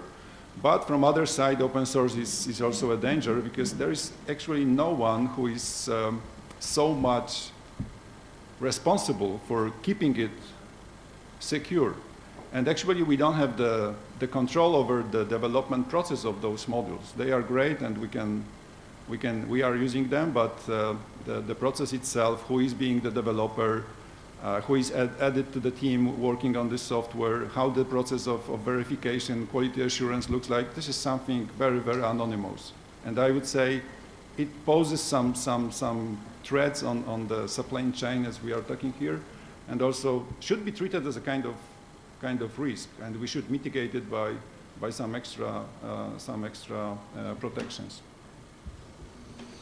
Thank you for the insights, Thomas. Thank you very much. So we're getting close to the end of this panel. I'm sure everyone is waiting for the coffee break, but we still have a few minutes left, and I would like to use this opportunity to give every speaker the chance to give a piece of advice to everyone in this room as a main takeaway, as a one last thing that you need to remember after getting out of this room. But before I pass the mic to do a roundtable of final advices in regards to supply chain, I think we first have to understand what kind of organizations all of you, our esteemed guests, are taking part of, in terms of size at least. Because in my opinion, it's a different approach when you're a large organization, a global organization that has vast resources into fighting these advanced threats, and a totally different situation when you're a small or medium business or organization. So if you can raise your hand, is anyone working in an organization bigger than 1,000 persons, 1,000 employees in the room? Okay, I see 4 or 5 hands. Between 100 and 1,000, so let's say a medium-sized organization. Okay, and everyone else, I assume, under 100 employees. All right. So with this in mind, I guess the question for all of the speakers, and we'll take it one by one, is what's the one thing you want everyone in the room to remember after this session before they leave for the coffee break? Alexandru. Thank you. So basically, can you hear me? Yeah, probably. Okay, this is good enough. So I think definitely one of the main aspects that I've seen also throughout almost everyone's presentation is, and probably also the market's going there, is to employ enable the zero trust principles in your organization. That's something that is pretty relevant. So that is, and also important to have a clear visibility in you know, if you are thinking about from the operational perspective in the traffic of the organization, right, to manage to be able to clearly analyze it. Yep. Thank you, Alexandru. Panayotis, what's the one thing you want everyone to remember today? So third-party risk management, I would say, it's, and this involves everything: organizational measures, technical measures. You know, a number of things were discussed, like DevSecOps, the new paradigm, classification of vendors. Everything is wrapped around third-party risk management, and you know, depending on the sites, as you correctly mentioned, Stefan, you know, there are different layers of how much investment needs to be done on this side. Besides that, I think, irrespective of the size, awareness is a key to mitigate a number of all of those different attacks. Thank you very much. Thank you, Panayotis. Dan? From my side, I think I want to stress out the fact that when you want to have a good supplier or supply chain security management framework, you need to have a risk management approach. One size fits all, it will not work in this case. So focus on the technical measures and the objective and on the open standards to have that assessment done. And again, I cannot stress again, we heard about zero trust. Actually, in our company, we have a motto, the ABC principle: assume nothing, believe no one, and check everything. So this is something I would like you guys all to keep in mind and to apply at your companies, as this is not just for supply chain, but for the entire information security management system which you're going to have in your organization. Thank you. Thank you. Andrei? Yeah, from my point of view, many people think of a computer compromise as something that might occur, while in fact it might have already occurred in your network. So my advice would be to consider your network or device as already compromised and keep an eye open for any signs of suspicious activity. Thank you. Thomas? Yes, so from my perspective, I won't use the zero trust again here, but I would like to advise you to think about two things. First one is visibility. There is no security without the visibility. Second is the simplicity.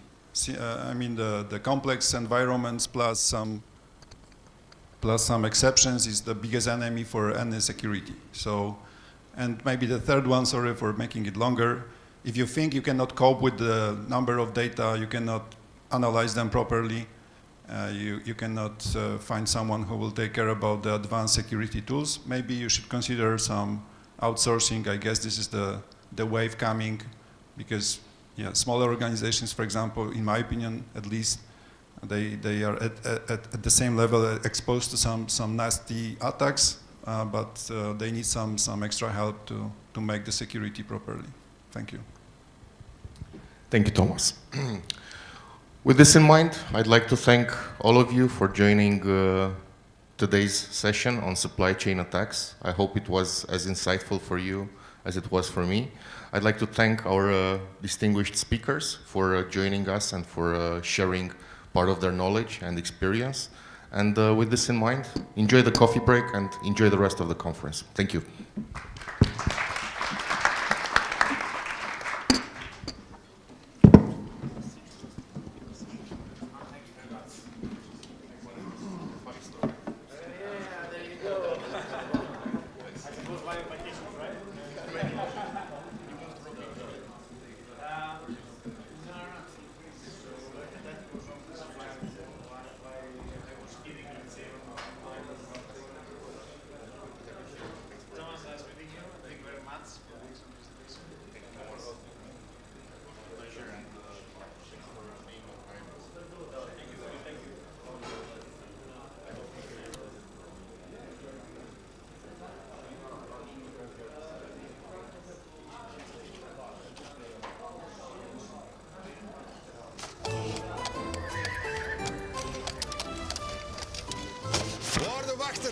Laat mij dit account betreden.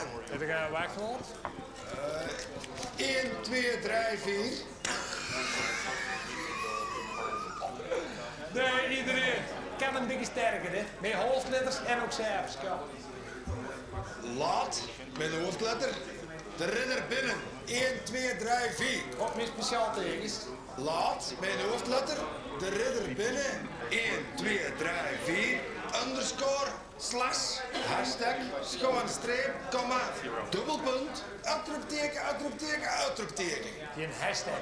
Was dat voor de uitroepteken? Ja. Salut. We staan al. Allee jongen, hoe kan dat nou? Kom polyester, we zijn hier de weg.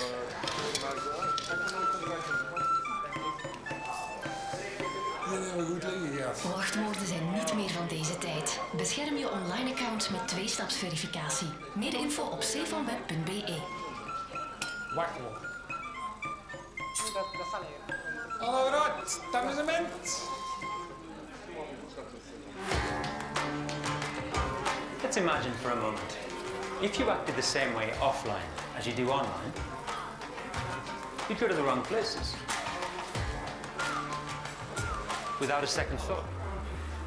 You'd give your private information to anyone who asks for it. Excuse me, would you please tell me your name, last name, and address?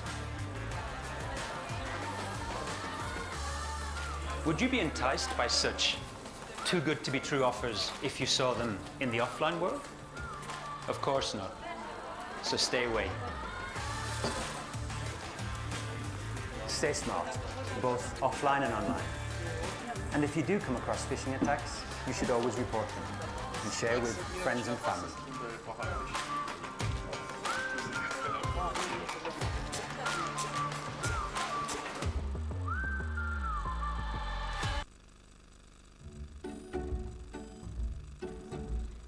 Phishing can come in all shapes and sizes and can be seen in different costumes.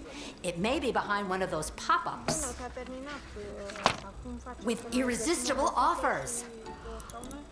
Or it could be an email or a phone call from cyber criminals pretending to be your bank. And it could even be a mobile message, like this one, from someone pretending to be your friend, asking you for money urgently. How horrible! This can't be true! Almost believed it. Remember, keep your eyes wide open.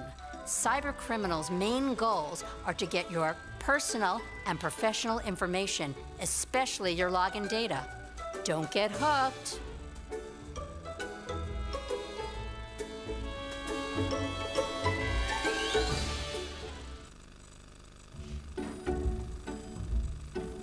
Is your password your cat's name? And do you use it for everything? Big mistake. A strong password like this considerably reduces your chances of a phishing attack. You have to make it difficult for cyber criminals. Do you find using a different password for everything you do online confusing? Use a password manager like this. A password manager keeps your passwords safe and properly organized. I also recommend activating two-factor authentication whenever possible. You know, like when you get a code sent to your mobile phone so that you can access a service. By using a strong, safe password, you won't have to constantly change your cat's name. Isn't that right, Simba?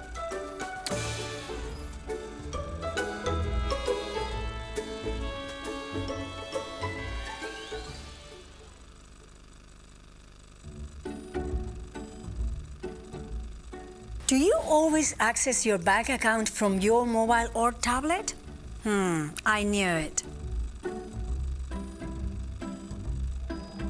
Of course, it's much more comfortable. Just remember to be safe. Your bank will never ask you to click on a link or provide your credentials from outside their banking app. If you receive such requests in an email or a phone message, they're likely coming from cyber criminals. Make sure you ignore them and block them. Remember, always use the bank's official channels. If you're not sure if a message comes from your bank, contact them directly by calling them immediately. Do not reply to the message. With my finances in order and my bank account secured against phishing, I can focus on my work.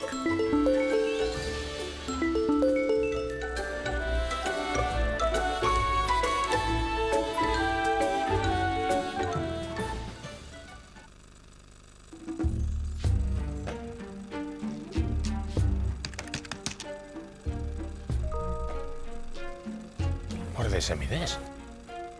Let's see. Oh. Interesting.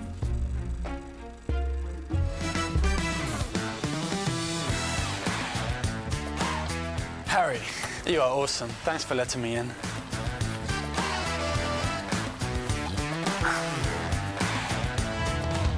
Harry opened the email I sent to him, posing as his human resources department, and then he downloaded the attachment with malware.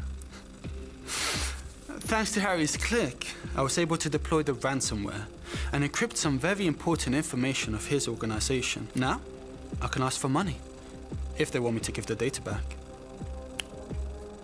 But you see, that's not all. This organization would take several days to recover from this cyber attack, and they will suffer reputational and economic losses. I'm calling the IT department. Hello? Hello, this is Harry.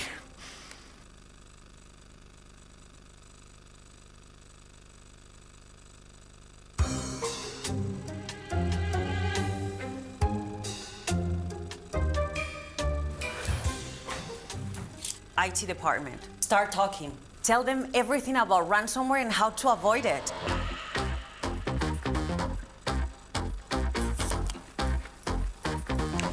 If you want to make it easy for cyber criminals, just use one simple and single password for everything. You know, for example, if I have access to your weak password and you use that to access your account, along with all other applications, then I will easily have access to everything. And if your computer is linked to this organization, and that's when the ransomware party starts. Sorry, I can't help myself.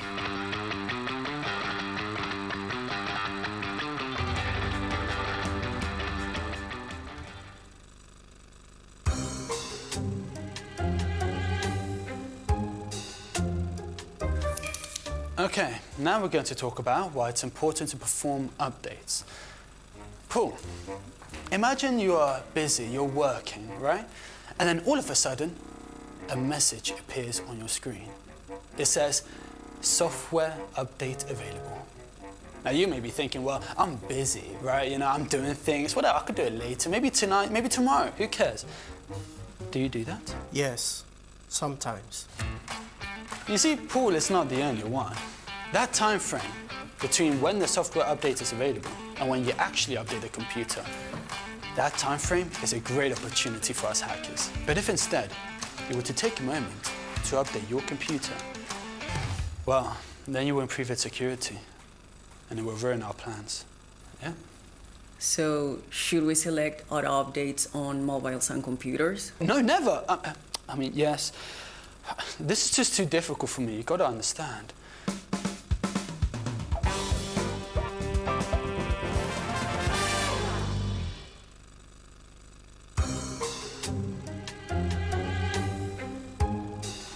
Cybercriminals launch thousands of ransomware attacks per day. They could be posing as brands or clients or colleagues that you perfectly know. Beware of these type of emails though. Emails that may look like a salary list or classified documents or even an urgent invoice. Well, they could actually be a malicious attachment that will infect your computer. So, whenever you get one of these suspicious emails, make sure you check directly with the source. Thank you for listening. You forgot to mention that if you have already fallen into a scam, don't act like nothing happened. Report it to the IT department. We may still be in time to stop the ransomware download.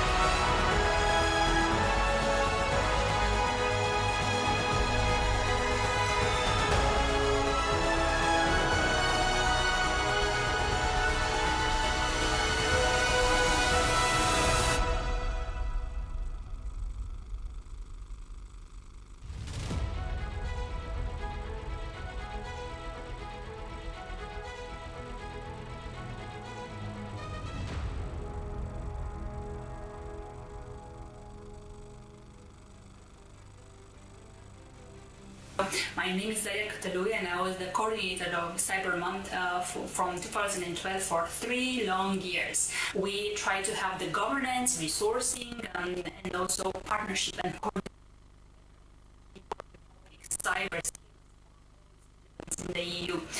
I found when I received the call that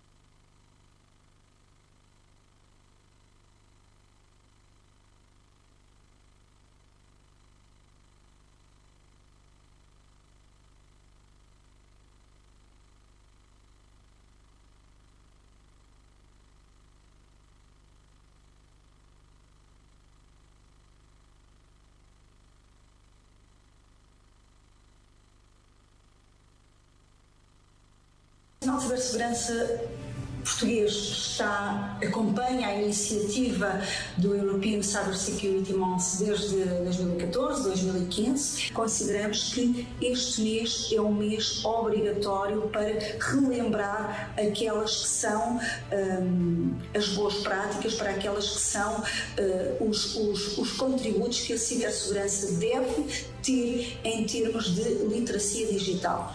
Γεια σας. Ονομάζομαι Ευαγγελία Δασκαλάκη και εκπροσωπώ το Ελληνικό Κέντρο Ασφαλούς Διαδικτύου του ΙΤΕ. Κάθε Οκτώβριο ενώνουμε τις δυνάμεις με όλη την Ευρώπη και με την πολύτιμη υποστήριξη του Ευρωπαϊκού Οργανισμού για την Ασφάλεια των Δικτύων (ENISA) γιορτάζουμε την ασφάλεια στο διαδίκτυο. Έχουμε προωθήσει ενημερωτικό υλικό σε πάνω από 38.000 ανηλίκους και έχουμε οργανώσει πολλά σεμινάρια και webinars για την επιμόρφωση των πολιτών της χώρας. Leta 2012 je Slovenija s programom Varni na internetu prvič sodelovala v kampanji Evropski mesec kibervarnosti. Bili smo ena od samo 8 držav članic Evropske unije, ki se je takrat odločila za sodelovanje v nekem manjšem pilotnem projektu. Nismo si predstavljali, da čez vsa ta leta, da bo ta kampanja vključevala čisto vse članice Evropske unije in pa več kot 300 partnerjev in pa podpornikov projekta. Obserwujemy, że kampania z roku na rok jest coraz bardziej popularna i zgłaszane jest coraz więcej inicjatyw. Aż 71 w 2021 roku. After launching our first cybersecurity awareness national campaign under the name Great Croatian Naives in 2019, the Croatian National CERT was recognized as the key organization in promoting cybersecurity topics among general public in Croatia. Latvia participates in the European Cybersecurity Month's activities since 2013, and we see European Cybersecurity Month as a great initiative, allowing us to join forces both nationally and internationally. We highly appreciate this opportunity to join forces for the 10th time, and we celebrate the round anniversary of European Cybersecurity Month. Thank you, ENISA, for driving this initiative forward. Wow, it's been 10 years of hard work, of development for the ECSM team, a period in which, looking back, we learned a lot, especially from each other's experiences. I'm really proud. I've been there from the start, and I must admit you guys inspired me to want to do this for the rest of my life. Why? Because cybersecurity is a shared responsibility. Such awareness-raising campaign committed to educate different European audiences on online security protection has also taught me, a cybersecurity professional in the field, different techniques or best practices rather that I may not have yet been made aware of. We at the National Cybersecurity Finland are here to pave the way for a safer digital world for all the Finns. And awareness raising is of course an integral part of that. And that is where the European Cybersecurity Month has really helped us by providing excellent materials to build our own awareness campaigns. Kui mina 2018. aastal siis küberturvalisuse kuu tegevused üle võtsin, siis meie esimene mõte oli teha küberhügieeni talgud. Ja seda teadmist saime järgmistel aastatel uuesti ära kasutada, kui me korraldasime küberturvalisuse kuu, ehk siis oktoobri jooksul veel igasuguseid küberhügieeni teavituskampaaniaid eakamatele elanikele. Desde su primera edición, el Mes Europeo de la Ciberseguridad es la cita ineludible de toda la comunidad española. Creemos que todavía nos quedan muchos éxitos en común para hacer esa auténtica comunidad europea de ciberseguridad, para construir un mercado interior competitivo, basado en la soberanía tecnológica, en el que ningún ciudadano y ciudadana europeo se queden atrás de la ciberseguridad y que se sientan partícipes de este compromiso común por una sociedad, una economía digitales pero seguras. Смятам, че е много важно дейностите да не останат само в рамките на месеца, но да получат устойчивост и която да доведе до повишаване на киберкултурата на потребителите. Active participation in all phases of ECSM campaign throughout the year enables a lot of knowledge and experience sharing. We all have agreed by now that cybersecurity is a shared responsibility, and Europol and the European Cybercrime Center are proud supporters of this initiative since 2016. Initiatives like European Cybersecurity Month help promote digital skills among EU citizens, businesses and governments, making them better prepared to feel and act safe online, reducing the opportunity window for criminals. Vi i Norsk senter for informasjonssikring representerer Norge i ENISA og koordinerer vår nasjonale sikkerhetsmåned. Vi er stolte av vårt oppdrag og vårt europeiske samarbeid som startet opp for 10 år siden. Nå planlegger vi ulike aktiviteter og gleder oss til en svært aktuell og spennende sikkerhetsmåned i oktober. Cybersecurity is a shared responsibility, and European Cybersecurity Month is more than just a campaign about raising awareness of the risks and good practices. It's a fun way for citizens to learn by participating and engaging in the content. Campaigns like the ECSM one are so important to not only raise global awareness about cybersecurity threats and attacks, but also to raise the global level of cybersecurity hygiene, expertise and knowledge within the European Union. Never take a break from cybersecurity. Your digital life matters. Don't let the hackers win. Zapraszamy do kolejnej, jubileuszowej już edycji Europejskiego Miesiąca Cyberbezpieczeństwa. This year, the European Union Agency for Cybersecurity is organizing the 10th edition of the European Cybersecurity Month. And we are so grateful to be able to do this with all of our partners and contributors. The European member states, the European institutions, bodies and agencies, consumer bodies, private sector, NGOs and many more have contributed to making this campaign a huge success. It is because we do this together as a cybersecurity ecosystem that we're able to make the campaign grow year on year. ENISA provides the tools and materials so that any organization can run their own awareness campaigns. This year, the themes are ransomware and phishing, and they aim to provide a wide audience with the basic understanding of these cyber threats and how to stay safe online. So what are you waiting for? Join us this October and let's make the Cybersecurity Month an even bigger success. On this 10th anniversary, I would like to congratulate all the colleagues from the Member States, ENISA and the European institutions. Happy 10th anniversary to all the European Cybersecurity Month's contributors and participants. Long live the ECSM. Happy 10th anniversary to the European Cybersecurity Month. Thank you, European Cybersecurity Month. And let's make this anniversary the best one yet. Let's do it together. Stay healthy. Looking forward to seeing you soon. Thanks. Think before you click.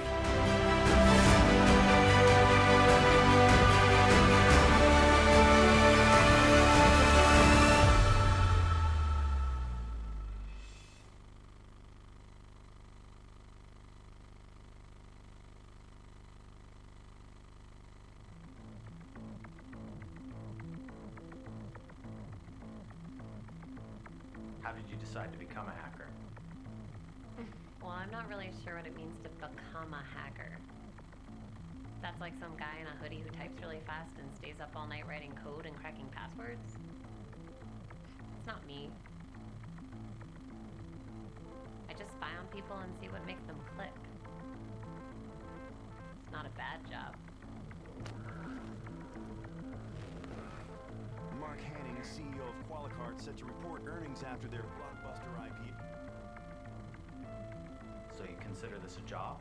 I put a lot of work into this. I'm not lazy.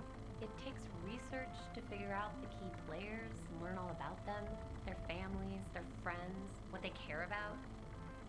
You have to understand the company's organization. I get a lot of my information from the sales department because they're always so quick and eager. They're hungry.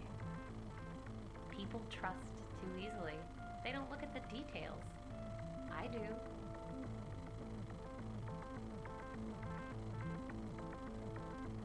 Details matter. That's what I'm good at. It has to look completely believable. It has to look familiar. This is where research is important. It's not some generic piece of spam. It's an email from their boss with their company's signature. It's written in the voice of the boss. It's what he would say if he were writing this. What about the malware itself? How does that work? Somebody else out there already wrote all the code that does the actual attack. I'm just using it in the attachment. My skill is in my ability to get a bunch of people to click on that attachment. I always wonder what it's like when the whole thing unfolds on their end, when the panic sets in. Please leave your message after the beep. Hey, this is Rajiv in finance. Call me as soon as you get this. Something's up with my laptop. I can't. Are you on your way into the office?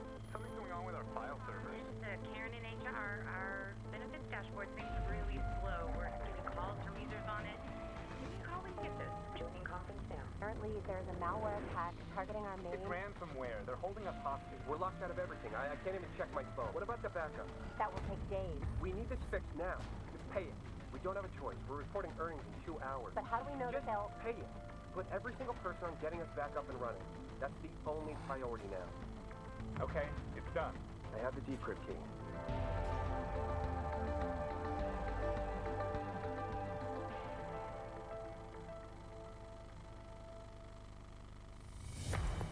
Mark, we have a big problem. The ransomware was just to distract us. They got inside. They got everything. Customer data, financials, everything. Qualicart is reeling today from the news that hackers have released the personal information of nearly The Nasdaq closed lower today, led by Qualicart, which was down 14% on news that their recent data breach may be far worse. The company Its stock fell to a new all-time low on news that CEO Mark Hanning is stepping down after what is turning out to be one of the worst breaches of personal information in recent history. Do you feel bad about releasing the personal information? All the financials? All the money that was lost? All I did was get the files. I'm not the one that decided to release them. I'm not the one that shorted the stock. Somebody else had their reasons for that. It's above my pay grade. I was paid to do a job, and I did it well. And that's what's expected of anyone, isn't it? Anyway, markets bounce back.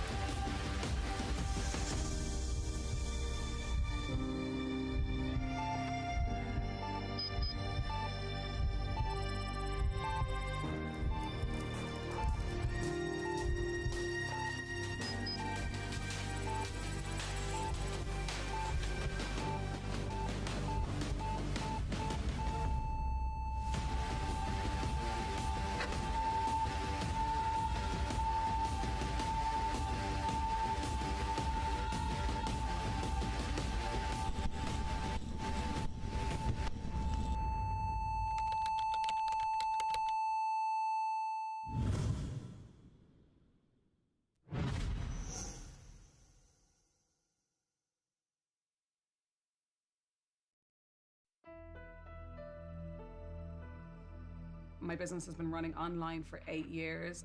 Social media would be a huge part of our business. I got an email through from my social media provider, and it was giving me an option to verify my account. So I clicked in, logged into my account. Within the next half an hour, my phone started to slow down. I noticed that apps that I would normally use weren't working. So I did turn the phone off. I turned my phone back on about 40 minutes later. There was a whole lot of emails that had just come in. When I opened it, I could see that all of my account details had been changed, my username, my password, and my phone number. We then had emails stating that our account had been taken for ransom. They were threatening to delete all of the content, to take the name if we did not respond and pay a ransom within 2 hours. That then whittled down to 1 hour. We realized we were on a countdown, and that's when we started to panic. I realized very quickly, don't interact.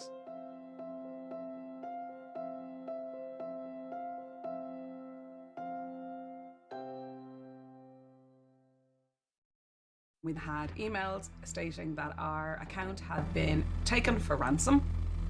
They were threatening to delete all of the content, to take the name if we did not respond and pay a ransom within 2 hours.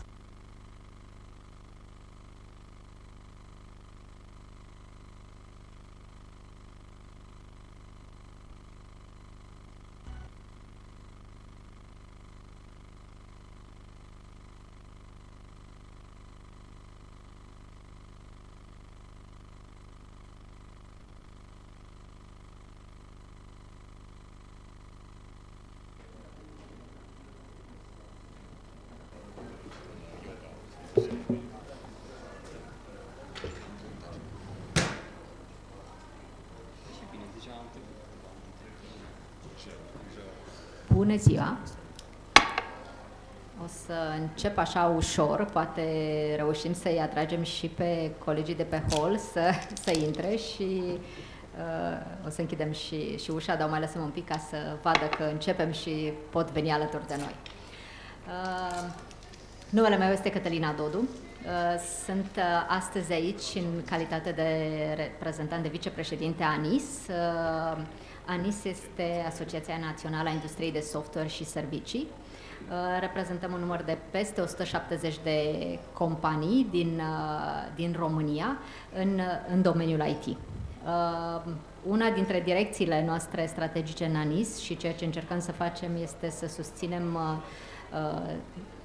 antreprenoriatul, să susținem startup-urile din România și cu atât mai mult astăzi îmi face o deosebită plăcere să moderez un panel despre cybersecurity, pentru că dincolo de ANIS am și un alt job cu mai multe roluri și sunt responsabilă de Global Pre-Sales pentru cybersecurity în Atos. Așa că astăzi e cu atât mai mult plăcerea mea să discut cu un grup de oameni curajoși, cu competențe deosebite și o să-i introduc pe fiecare o să-i introduc pe ei. Apoi, după introducerea foarte scurtă din partea mea, o să-i invit pe fiecare pentru a vă prezenta în câteva minute care este activitatea lor, ce fac în business-urile pe care le-au deschis și o să vă rog să vă pregătiți și cu întrebări, dacă aveți. Puteți să le puneți întrebări imediat ce au terminat prezentarea. Ulterior, urmând ca în cadrul panelului să discutăm mai multe și să continuăm.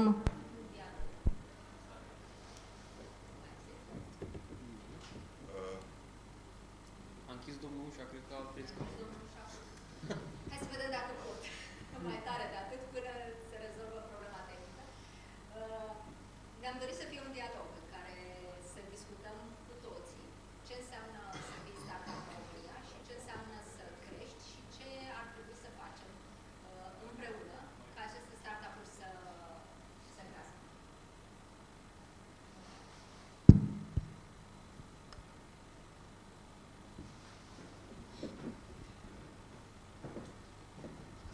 Mulțumesc! Așa cum știm, pentru a crește un copil e nevoie de un sat. Cred că pentru a crește startup-uri în România avem nevoie de absolut toți participanții și când vorbim de cyber security, mai mult decât atât, în cyber security e clar că vorbesc prea mult, o să trebuiască să-i las pe ei, dar nici ei n-ar putea să vorbească fără microfon, deci Cred că te referi cel de la stand? Nu? Nu. Eu zic să facem din glas că e sala destul de mică. Încerc și așa, sper, dacă mă auziți, eu încerc, dar cred că pentru prezentări e nevoie să avem microfon. Așa că o să încep prin a-i prezenta pe paneliștii noștri de astăzi. Din partea SciScale Systems, Andrei Ștefănie. Din partea de Kenas Next Gen Technologies, domnul Andrei Bozeanu, CEO și founder. Din partea CyberWell, Florin Popescu, founder. Din partea Cenest Cyber Security, Alin Mechenici, founder și CEO. Din partea Black Ballet, Mădălin Staniu. Din partea Cyber Dacians, Pavel Prodaniuc. Și din partea Cyber, Lucian Cornev. Așa cum spuneam, mă bucur să-i am astăzi alături de noi aici și cred că ceea ce fac ei este un act important, să deschizi un cyber security în România și cred că o să aflăm de la fiecare în parte ce fac, cum e să fii un startup în România și care sunt visele lor și eventual cum putem noi să-i ajutăm. Așa că încep prin a-l invita pe domnul Andrei Ștefănie la microfon. Sper să și merg.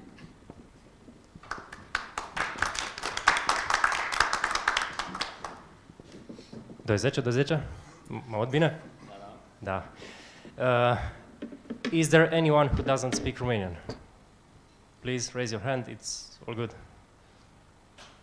Otherwise, I think we can stick to Romanian. Cum te-ai pregătit? All right. Do we have the presentation? I just need, I prepared like 6 slides.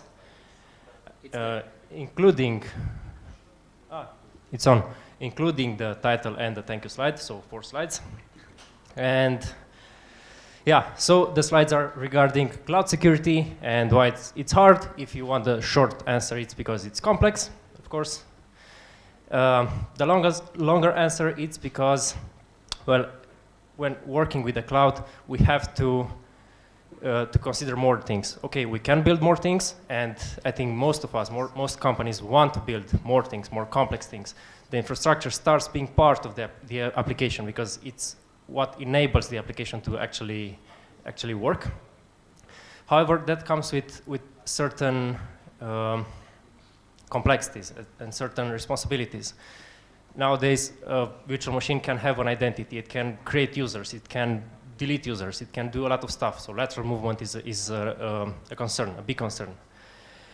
And if we take them one by one, of course, the first thing I wanted to say regarding security is that it is that foundational. It's one of the pillars. It doesn't matter if your application has, great features, it's scalable, it's performant, all that, if people don't trust it.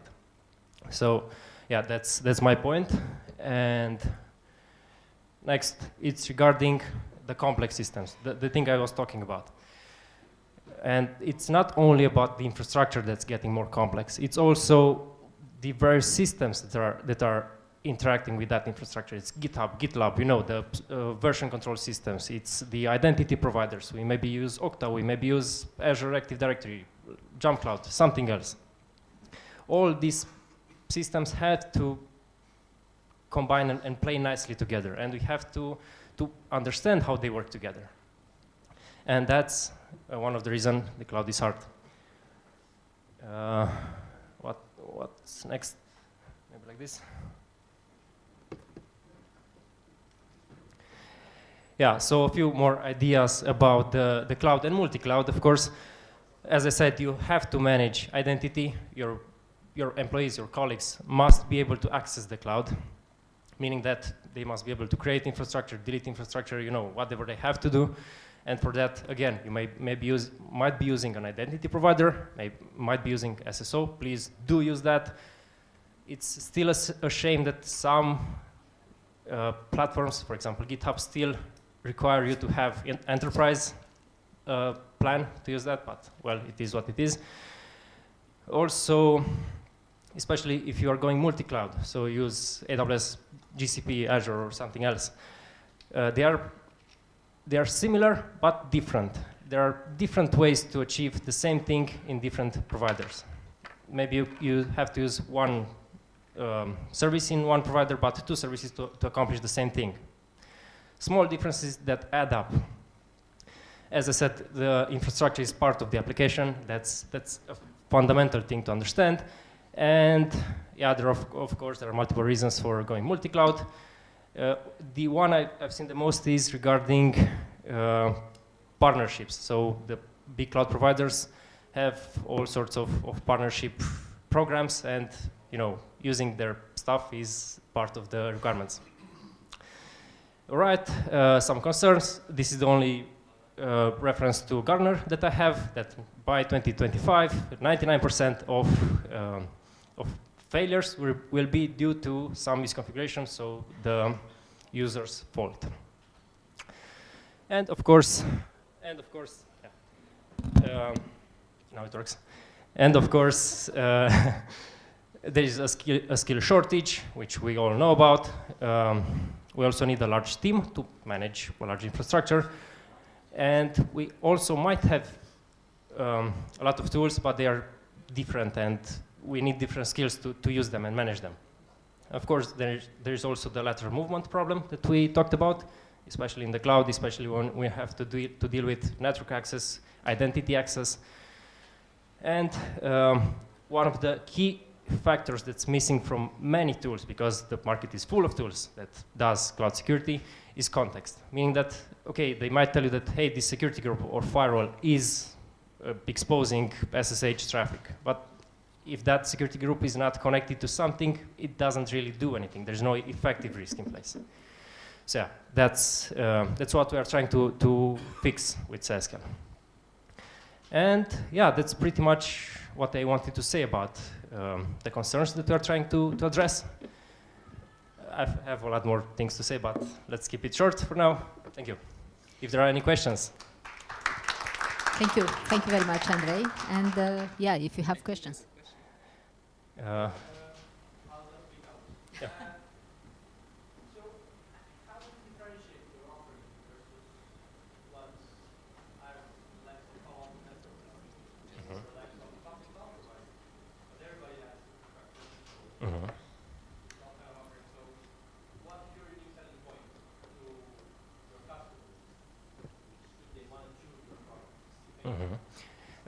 Thank you for the question, good one. So I'll just repeat the question. What makes us different? What differentiates us from our competitors? Because indeed, there are many competitors, especially from the main providers, cloud providers, especially Microsoft. They invest $1 billion each year in cloud security. And they do, in fact. They have pretty powerful tools. What we do different is, well, we first of all believe that the tools aren't necessarily built for people that have high or a lot of skills in this area. You don't have to be a security expert to use a security tool. That's one of them. We also focus on this context part, even though some of our competitors also started encompassing some of these aspects. And what we also do different is regarding compliance. E ok. Mai este și partea de compliance. I switched to Romanian somehow.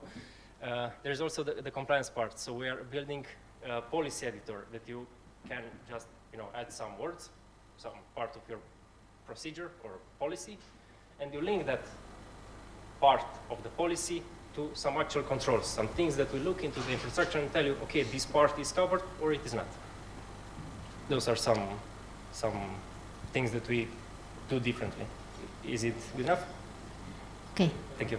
Thank you very much, Andrei. I welcome on the stage or to speak Andrei Bozeanu from the KNS. Hello. My name is Andrei Bozeanu. I'm the CEO and founder of a Romanian cybersecurity startup. It's called the KNS. Thank you all for being here. Our motto is securing tomorrow. This means that we are trying to give solutions for the most current threats, or we at least try to understand what tomorrow threats will be to provide the right tool set to mitigate them. So basically, DKNS Next Gen Technologies is a technology startup company established in 2020 by Andrei Bozeanu, myself, and is part of Orange Fab Startup Accelerator, and also partner with Orange Romania in some projects. The company was initially formed around our browser attack detector product, but soon it evolved, providing new services and products addressing current threats, as I was saying, facing companies and individuals in today's continuously changing cybersecurity climate. Myself, I'm a cybersecurity researcher. I have more like 31 years of experience, both in offensive and defensive fields of operations. And for the past 12 years, I've been employed as a consultant for the Romanian National Cybersecurity Emergency Response Team, which now transformed into the Romanian National Cybersecurity Directorate. And some of the tasks I currently perform are red team penetration testing, malware analysis, digital forensics, incident response, reverse engineering, and of course research in offensive and defensive fields of operations. Our first product, the browser attack detector, generated a lot of traction in the scientific community since its appearance as a proof of concept in 2016. It was presented at the DEFCAMP cybersecurity conference, but also we soon follow a lot of other cybersecurity conferences all around the world. And we made a lot of media appearances, including on Bitdefender's blog in the Hot for Security section, which is the section they dedicate for new and promising cybersecurity technologies and solutions. Why would you choose products from a cybersecurity startup? Everybody knows cybersecurity startups are where the innovation takes place. Due to the inner workings of corporation, an innovative product could take years before going to market. Also, corporations have often considerations in tackling a problem, and sometimes the product that does tackle that problem will never reach the market because they have their own inner politics and approach to that certain problem. So, our products are addressing some problems that are not addressed properly or are not addressed at all. Our first product, as I was saying, is the browser attack detector. What is the problem? Browsers are everybody's gateway to internet, but the protocols used by the browsers to communicate are exceedingly complex, and they always have been very hard to inspect. Almost weekly, new attacks are discovered in the wild, affecting all browser engines for desktops, laptops, servers, but also for IoT or smart devices such as phones, tablets, TV sets, etc.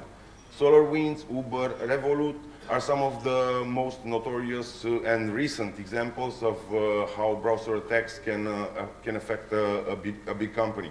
These attacks are impossible to detect using traditional technologies such as signature scanning or behavioral analysis. And our approach is to provide the means to detect such attacks by using machine learning and complex system of intelligent sandboxes, which are intended for dynamic analysis. Our next product is a cyber threat intelligence feed, which we excuse me, developed in partnership with Orange Romania. In today's continuously morphing cybersecurity landscape, an antivirus or firewall are no longer sufficient in order to address the newest threats. This brought up the concept of cyber threat intelligence that continuously assess and analyze tactics, techniques, and procedures used by threat actors in order to provide the indicators of compromise relevant to the threats facing an organization. But most indicators of compromise found, even in commercial threat intelligence feeds, are never applicable to the specific cybersecurity landscape threats that are targeting a certain economic sector or company. We provide the complex cyber threat intelligence feed in partnership with Orange Romania that allows our beneficiaries to get indicators of compromise that are targeting their industrial sector or their specific devices they use in order to not oversaturate the defense mechanism with intelligence. Another service we offer, it's called Am I Owned? And the problem is that the average time to discover a compromise, a network compromise, is somewhere around 287 days. And detecting and recovering a breach in a timely manner is crucial to maintaining compliance with security audits and all that. Our solution basically is not trying to detect attacks in a network, or is not an endpoint detection and response tool.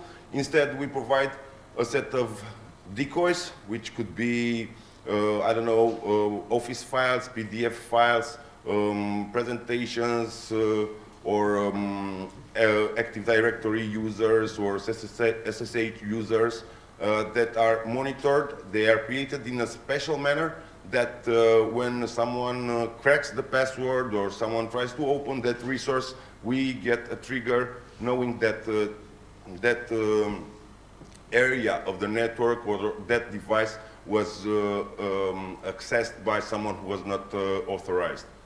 This tool is very important in incident response and digital forensics activities, as it allows you to pinpoint exactly where the attackers lurk and what their interest is inside your network.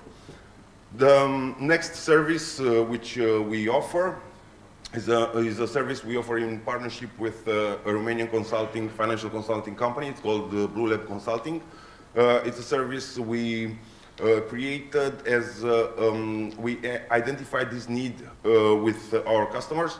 They needed to protect themselves against phishing attacks, and we do just that. We give them all the tool set and the mechanisms they need in order to identify phishing campaigns before these phishing campaigns may affect their beneficiaries or users or whatever. Thank you all. This was my company, and looking forward for your questions. Thank you, Andrei. So, any question for Andrei? So it was very clear then. Okay, so then I'm inviting on the stage to speak about its company, Florin Popescu from Cyberwell. Hi everyone. It's very nice to be here in person after the pandemic, to see people live. And I'm really glad that nobody said until now, you're on mute, because this is what I've been hearing the past 2 years in the conferences. I'm here to present my company, which is Cyberwall. I started Cyberwall because I used to work in multinational companies. I used to work around the globe And in the last part of my career, I worked for Allianz, which is creating that Allianz risk barometer, which some of the speakers mentioned. And year by year, I was seeing that cyber incidents were becoming more and more disruptive to the businesses. So they reached #1 and they stayed there. And they are there, and I think they will continue to be. And of course, I used to work in Germany back then, but I said if I want to build a company with a team with really good skills, I need to go back to Romania. So I'm one of those guys that returned here because I believe that we can still do a lot of great things, and I think we're able to do it. And I opened this company, and we're offering the classic, let's say, cybersecurity services, but with a flavor. We put a special flavor in each of it.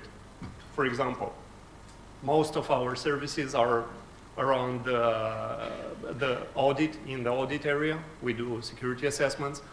And here we got specialized in the social engineering part, for example. We build very well the scenarios where we gather the data, and then we show to the companies, let's say, where are the vulnerabilities. Now, for example, we try, for example, in the cybersecurity where we simulate cyber incidents. We do also the malware analysis. We do code review for some of the clients. From my experience, I saw, for example, a lot of companies that develop software or they develop a lot of interesting products, and a lot of times they don't dedicate budget to security, or there's no security guy. And here I think there's a lot of room for improvement where, for example, companies that are specialized in doing these kind of services, we can step in and we can be a trusted partner. And whatever they're building, we can confirm that what they're doing in the right way. And they take care of security, not at the end, not doing just a pen test when they finish it, but they start with this mindset. And another differentiator is that we stay close to the client. So meaning when we sign contracts with them, it's not a one-time deal. What we're doing, we're signing for a long-term period. And whenever they get that report where we're saying that you need to remediate this and this, whenever they manage to do it or they are trying to do it and they don't know how, they call us. And we're there along the way, and we confirm that what they're doing right. And we try to split that effort, let's say, periodically. So we don't do one time and we see you next year. We try to stay with the clients. Now, I think that it's very important, the awareness part. There were a lot of discussions today. I consider personally that the awareness is very important and more important here in Romania, because in Romania, we don't have that culture like in the West where people are they are proactive, meaning that, for example, you go and you have 3 or 4 insurances because you know it's important for you to be safe. Here it's like normally in Romania, people buy the insurances that are required by law, right? So you don't go the extra mile and be safe. You don't take the casco all the time, right? So it's more difficult to be in the cybersecurity field in Romania, but that's why we try to get involved and to do the awareness part when we speak with the clients, so that they understand the benefits, that it costs a lot less to invest or to make a checkup to see where you stand, where you are, than to pay when you have an incident and to call teams and to be in a responsive state. So we also partnered and we also work in the research field. You don't find that here, but for example, we partnered with one of the most important universities in Bucharest, and we built an anti-drone system.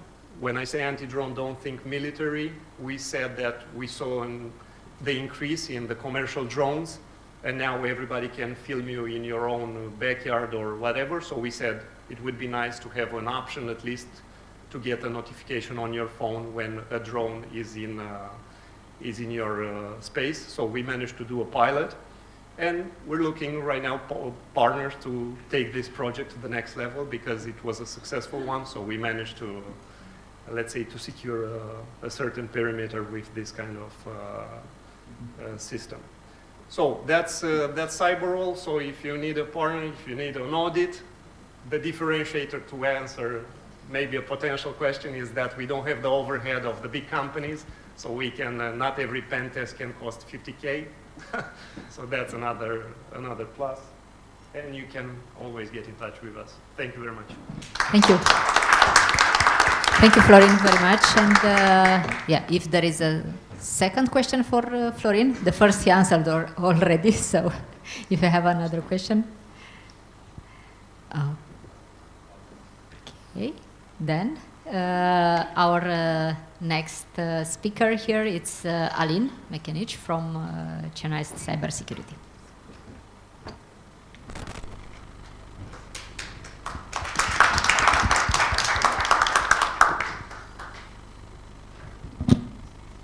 Hello everybody, my name is Alin Mechanic. I will speak to you today about my journey.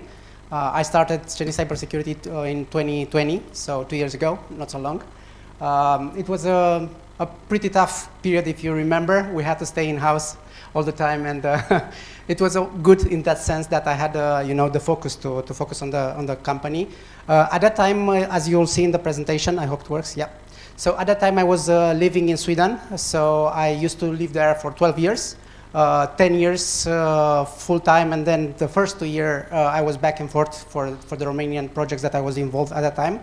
So in order to understand the full view of what we are doing in the startup, I will say also a few words about me, and then in the end you'll see maybe a slide more about myself, because actually what I'm building now is different than all the startups I built in the past. I built two companies in 2 countries and 2 NGOs. So what I'm doing now differently is that now I will focus more on the vision. In the past we focused more on the services and on the products. But now I want to build a team that is focusing more on this project that I'm building, and they will choose where we go from that point. So yeah, a bit of doesn't work. Yeah. So yeah, a bit of history. Hope it starts. No. A refresh maybe. So yeah, my presentations is written by me in HTML in the train while I was coming here to the conference. Something is wrong with the file. Doesn't matter.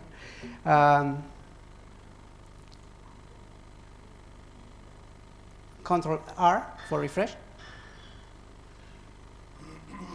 So yeah, in the meantime, so yeah, I wrote this this presentation in the train. The good part was that, I mean, the bad part was that the train was late 3 hours. The good part is that I had more time to add some visuals to it. So as you see, the focus that we had, I will call it focus and not challenges, because every time I had a challenge, I have to focus more time into it and see it as an opportunity. So yeah, the first focus was to actually decide to have this company. At that time, I was working for my company in a science park in Sweden, between Gothenburg and Stockholm. It's a called place Linköping.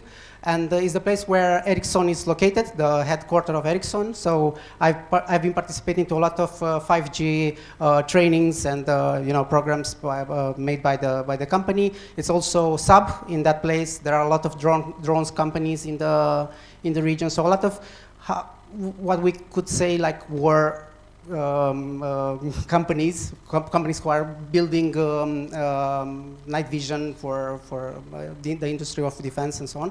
So I've been participating in these meetings, in these hackathons, in these trainings and so on, and I realized that there is a lot of need for the defense part, for the company's defense part, and I realized also that there are not so many people with the skills for the field, and I took it personally as a responsibility, like a personal social responsibility to do something for my own security, because at that time just happened to my Twitter account to be hacked, and then I realized what happened, and I realized how easy it was for someone to hack it. And I did research, and I read, I remember, I think it was 2019, 50 books. So I took that year off before starting the hackathon, and I started to research the services that become later on the cyber awareness and cyber hygiene programs that we are offering. So we did this research, and one big aspect of the company, from my view, was to develop like a identity, because I want to have this company to say something, to say something, especially for the people who want to understand not only the problems that are generated by the cybersecurity, but also the opportunities. So what you see here is the logo, and the logo it's a chen. Actually, the chen is the Greek, not the Greek, sorry, the Roman word for a goose. That the goose, the mystical one that saved Rome. So the chens are the gooses who are, you know, screaming if someone is on your proprietary, and they have very good sense of you know, they are better than dogs actually to spot someone when it's coming to your room or to your garden and so on. So I choose this symbol, but not only because of that. The name Chen, it's also in Japanese for Zen, which is the same thing, is similar. So I pretty much believe about myself that I'm a Zen person. So Chen is pretty much something that I really believe into. So it's also the symbol, but also the name. And also it's part of my family name. It just happened to be. So it's in the middle of the family name is Chen, actually. Mekenich, yeah. So yeah, it's a game. What we do and what I did at that time was to actually take all that research that I did. I imported in a software that is called Zotero. Zotero is for people working in the university to do the research. I really much recommend it if you want. So all the books I read, I documented, and then I created in a graph database. In this case, is YED. All the you know, all the services and all the structure for the clients.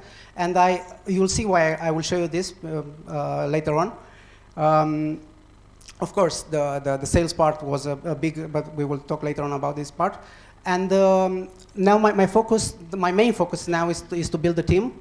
And how I do it, you will see now at the capabilities. So I managed to do this, the cyber awareness program. So we can cover companies from a few employees up to a corporation, actually, with the cyber awareness program. We can do a lot of testing, you know, phishing testing and so on. The digital hygiene, this one is a bit, actually, it goes into two directions. It's for companies, but also for universities and schools.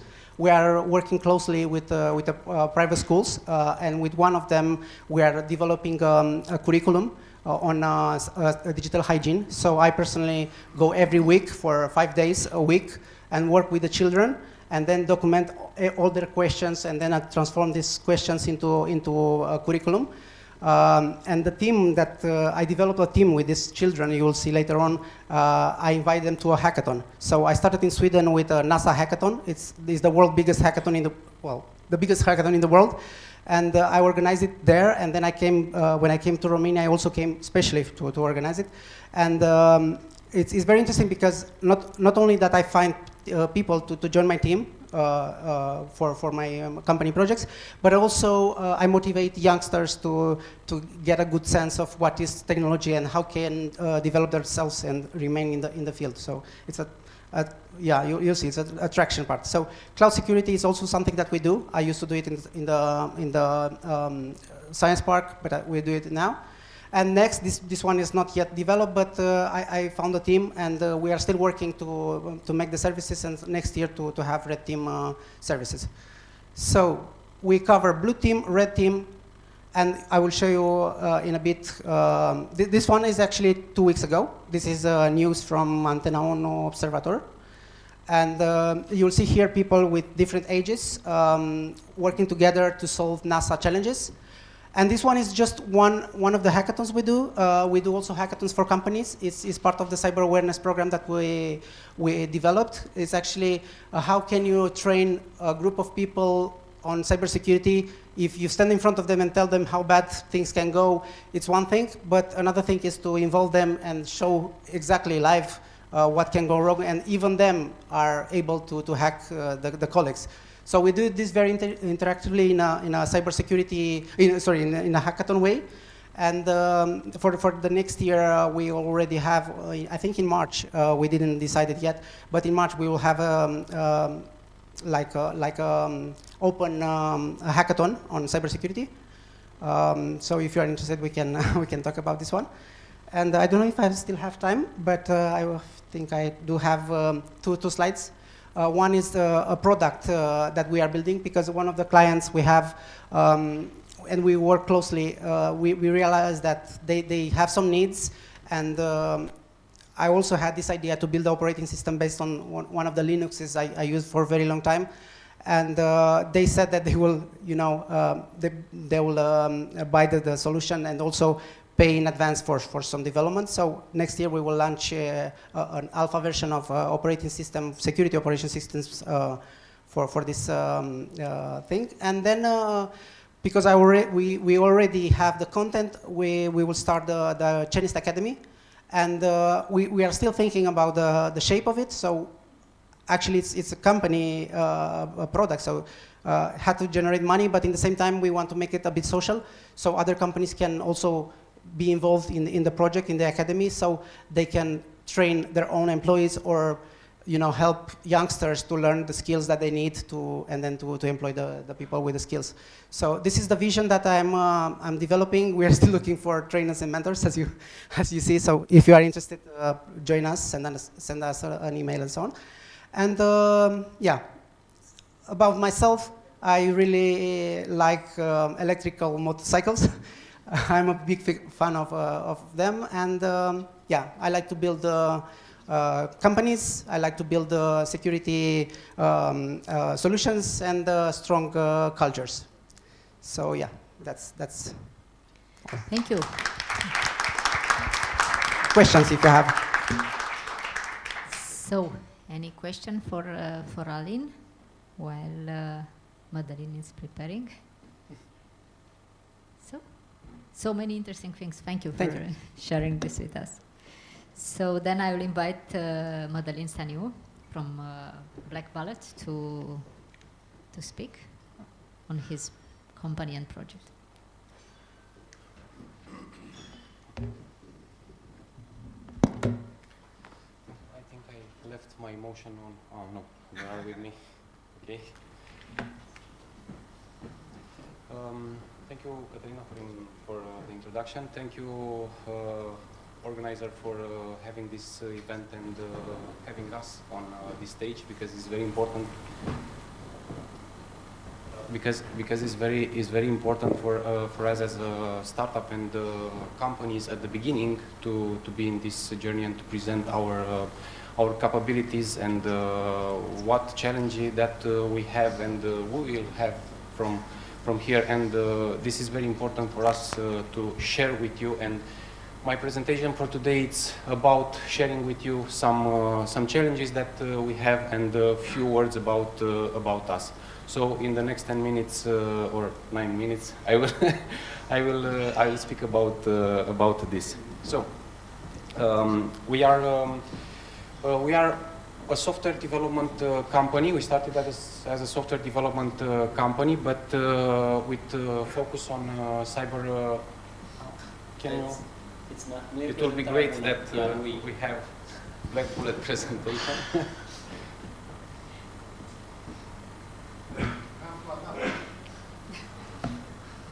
You can switch. Okay, I will move on. So no, it's okay. It's okay.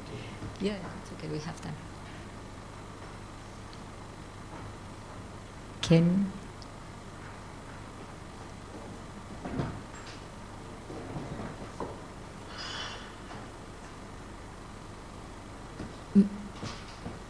Okay, seems it's taking some time. Maybe you start speaking and. I will start speaking a few words about us. Black Bullet was started in 2014 as a software development company with the main focus on development of software products by security driven. because it's very important for us, and all the requests that came from our clients, especially from abroad, it was that the final acceptance criteria will be, one of the points will be a security checklist. And we need to prove this if our solution, our development is security compliant. So, having this on the table, we think that it was an opportunity for us, and also for most of the software company, you need to have that competitive advantage. So this, I think, it was our competitive advantage at that moment, and project by project we learned that providing secure solution from the scratch in 2017 with my partner Ionuț Staniu, that also is also my brother, and we are partnered in this company. We started a new business line in Black Bullet by providing cybersecurity services.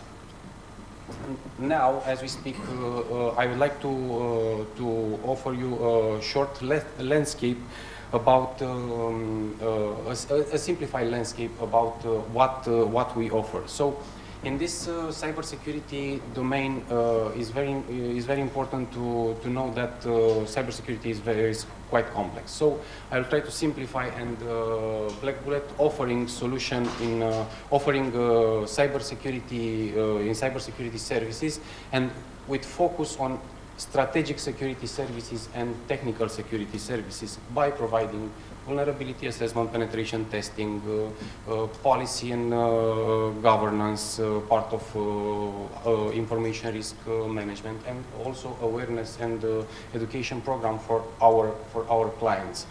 On the other hand, on technical, this is, I think, it's our crown jewel.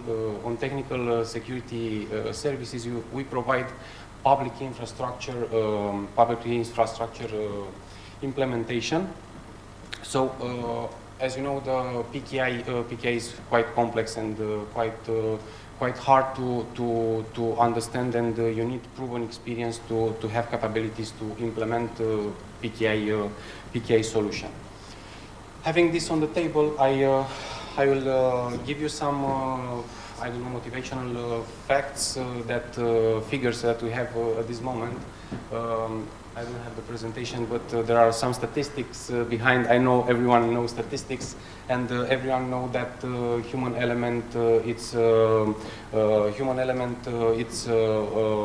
of the most important, element of the breaches that we have it today. So combining the human element with financial motivation, also with how the attack starts most often, and how the small medium business are prepared in front of attack. I think we have dealing with quite complex and quite aggressive cyberspace, and where we are placing right now. I think this being on the table, our challenges that we had at this moment are challenges from technical point of view and business point of view.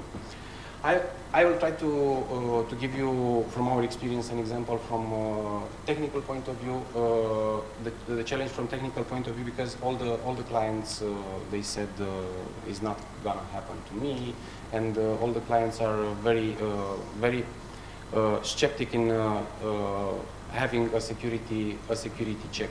Not all the clients, but most of them are like in this way.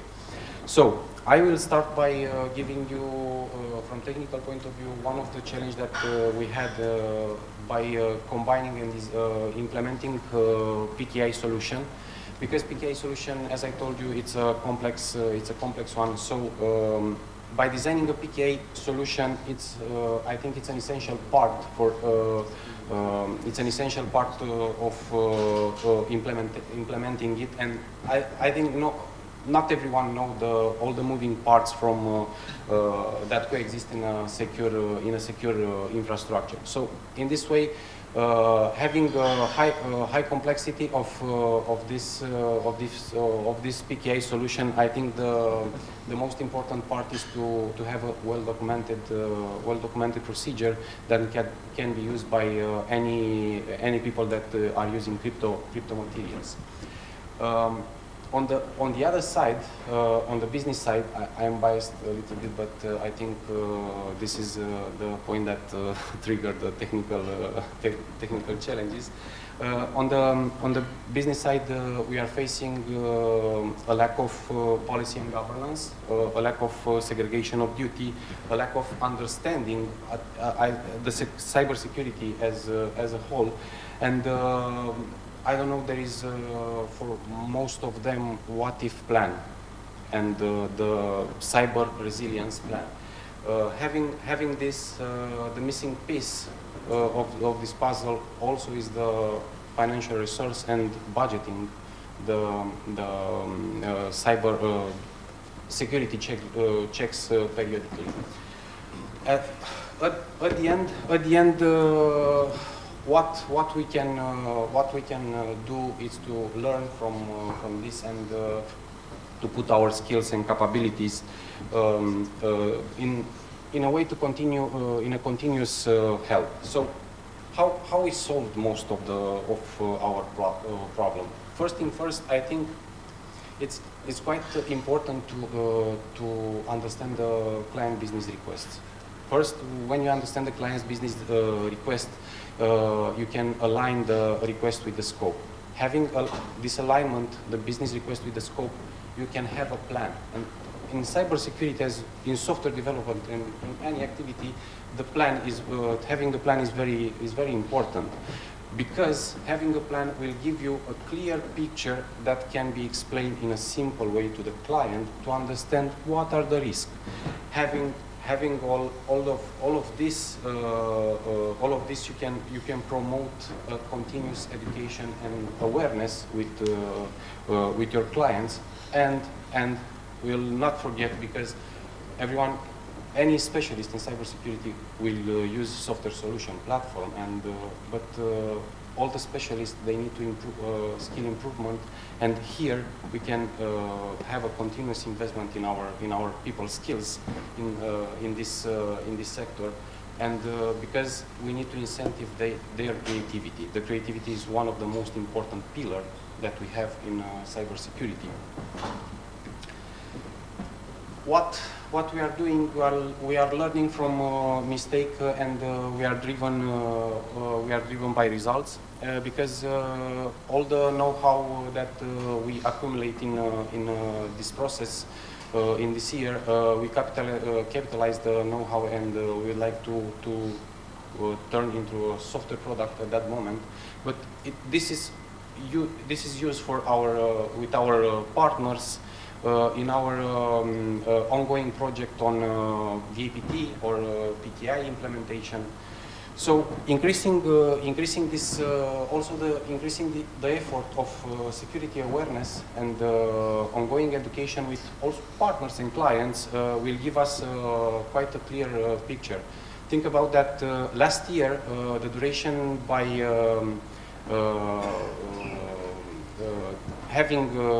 detecting data breach was 277 days. Today is 207 days. It was a decreasing of the time, so this is quite an improvement, a little improvement, but it's an improvement. We have small changes here. Of course, what we learned that we cannot do this alone, and in our opinion, I think by creating partnership and by having partnership with other counterparts in the industry, we think we are stronger together, and we are not competitors by the end of the day. What we'd like to aim for, and we'd like to address to our organizer, I think it's what we aim for on a long term. We aim to integrate all the know-how in a product, as I told you before. But we'd like also to aim targeted education on public sector and also startups and companies who would like to be considered in a public initiative in digitalization program. So this brings me to my end of my presentation. Thank you. I'm Madalin Staniu from Black Bullet, and I waiting your question. And Thank you very much, Madalin. And without slides, so you managed very well. Yeah.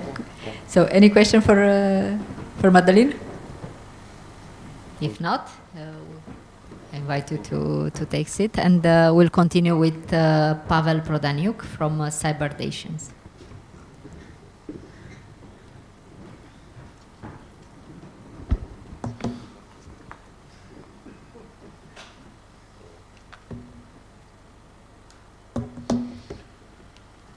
Good afternoon, everybody. I'm really glad to see all of you here in the room.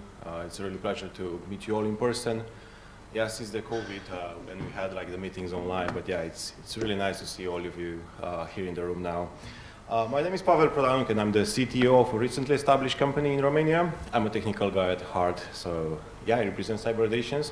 We are a company which offers many services. So we offer services from the most basic web and mobile penetration tests to real advanced SCADA, IoT, and even ATM cash machines security assessments. But today I'm not here to speak about the services, but about the product we develop internally. It's a red teaming product, an offensive security tool, which is meant to disrupt the current market. We have a problem now in the market. We know now that the cyber attacks that are ongoing now are becoming stronger and smarter and more interesting and harder to detect and harder to respond to them. And we know that the companies are not necessarily keeping up with the pace. Let me check this mic. Yeah, it seems to work. Yeah, the companies are not necessarily prepared for everything that's happening now in the cybersecurity world. Attackers are becoming better. They start using more modern techniques, even based on artificial intelligence. And I would say that the artificial intelligence is the future, even in the cybersecurity field. The attackers will start using it because we already see that we have defensive solutions based on artificial intelligence, from basic antivirus solutions to EDRs to other network-based solutions, which start to use artificial intelligence in order to classify malware, to classify maybe exfiltration traffic. Therefore, attackers need a new way to bypass things, a new way to get into companies and still prove them that they are not secure, and that even the most advanced technologies today, based on artificial intelligence, can still be bypassed.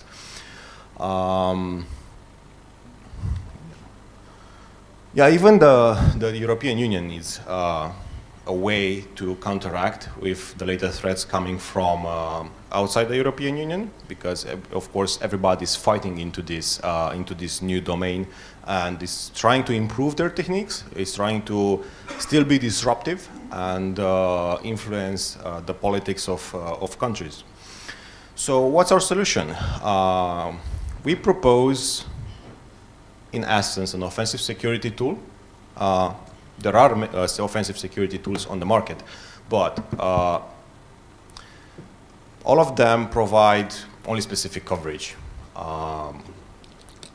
We know many tools in the market, and I'll speak about them in a later slide, but some of them maybe work only on Windows, some of them only work on Linux, some of them are open source, some of them are not even real offensive security tools, they just do like simulations. So you have to replicate your environment in order to do an assessment of your network and hosts. And of course, there's no offensive security tool, a red teaming tool, which uses AI currently. But talking about like the flow of our tool, it's really simple. It's like straightforward as any other offensive security tools. We first try to establish presence in the network by infecting the first PC. Then we start moving laterally and escalating privileges and collecting more data, collecting credentials, running exploits, and so on and so forth. So the flow is pretty much based on the MITRE framework, and it's really similar with other tools in the market. But here's the innovation. We think that introducing AI into this will help security teams, offensive security teams, from small to large organizations and companies, to properly test their infrastructure, to properly test if the solutions they buy with millions and millions of dollars from big sharks in the market are still like worth money. So we think that the malgun, the malware gun, which GAN stands for like generative adversarial network, is the way to future. Just in a few words, without getting into very technical description about how malgun works under the hood, because after all it's a lot of deep learning there, but we're talking about cybersecurity. It works by having like two separate neural networks in an environment where you train your implants. So in offensive security tool, you typically have a tool which has agents. Most of the tools have agents because they are just easier to manage, and you can do pivoting through them. So these agents will basically be generated by a first neural network after you give it like an initial implant. So the implant will already do all the technical stuff that it's supposed to do, so it will be capable of doing exploitation and lateral movement. But the first neural network will use this initial version of the agent, of the implant, to slightly manipulate the way it works and feed it towards the second neural network, which tries to emulate the black box behavior of various defensive mechanisms. So, for example, we take an antivirus from the market, from any vendor, and we try to replicate it in a cloud from a black box perspective.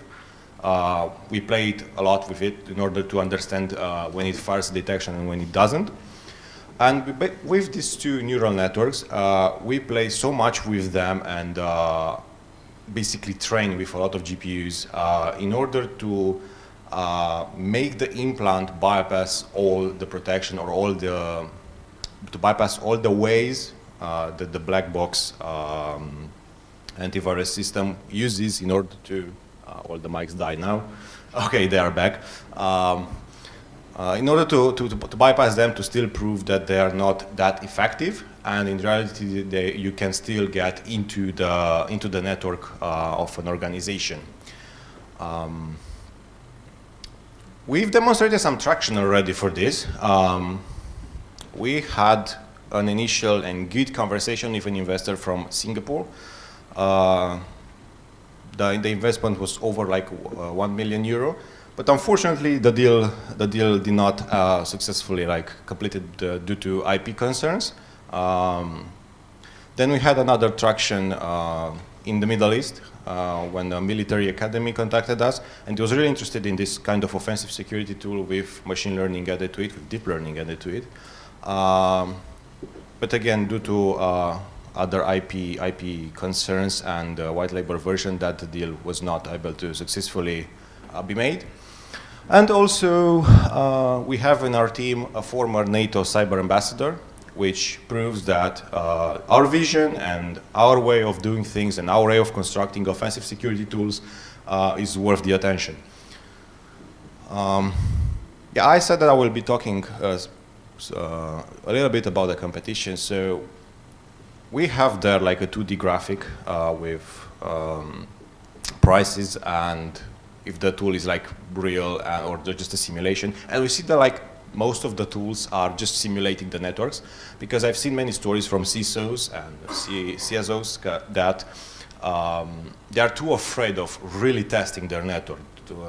They're afraid that their infrastructure will break if somebody will put an implant or an agent in their network and will do lateral movement and will do exploitation and will change the configuration of the network. So they just prefer, you know, to make like a copy of the network in the cloud, just play with it and keep the actual real and what matters, the real infrastructure in the same form, and They just don't want to touch it.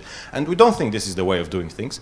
And that's why on the right-hand side, we put ourselves, stage 1, and also, for example, CobbleStrike. CobbleStrike is a really well-known tool to do real exploitation, real offensive security. But again, it's only, for example, working on Windows.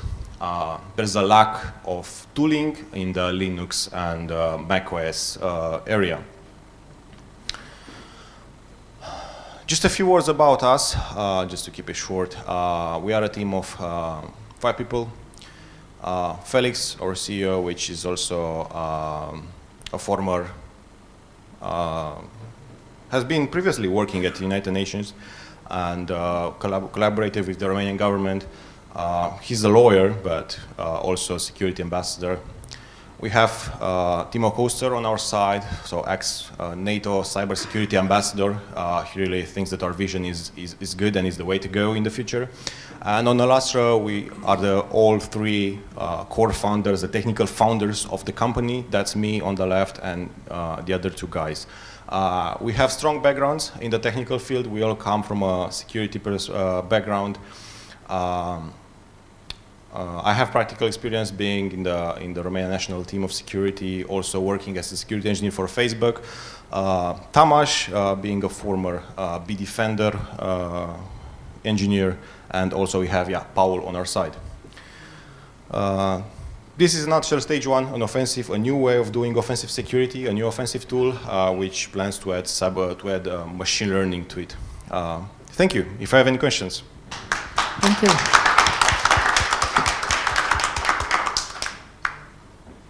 Seems no question. Thank you very much, thank you. Pavel. And I'll invite further Lucian Cornev from Cyber.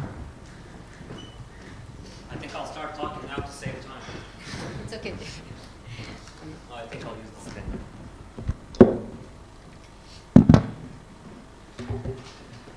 I knew the startup panel was the best. You are staying late to attend, so thank you. I was thinking of getting a dog, but now after Aline's presentation, I think I'm going to get a goose. I'll take advantage of the technical difficulties that we encounter here to talk about cybersecurity importance. This is exactly the reason that we need cybersecurity. Maybe someone is hacking us right now and we don't even know it. My colleagues have already covered most of what cybersecurity companies do. It's late, so I'll just speed run my presentation. Cyborn is a small cybersecurity company. We had to have a big heart in order to compete in today's market. Where others succeed in scale and numbers, Cyborn had to strive in quality, high standards, and professionalism, while still maintaining a comfortable, trustworthy relationship with its clients. We offer, actually, my presentation is not even, actually,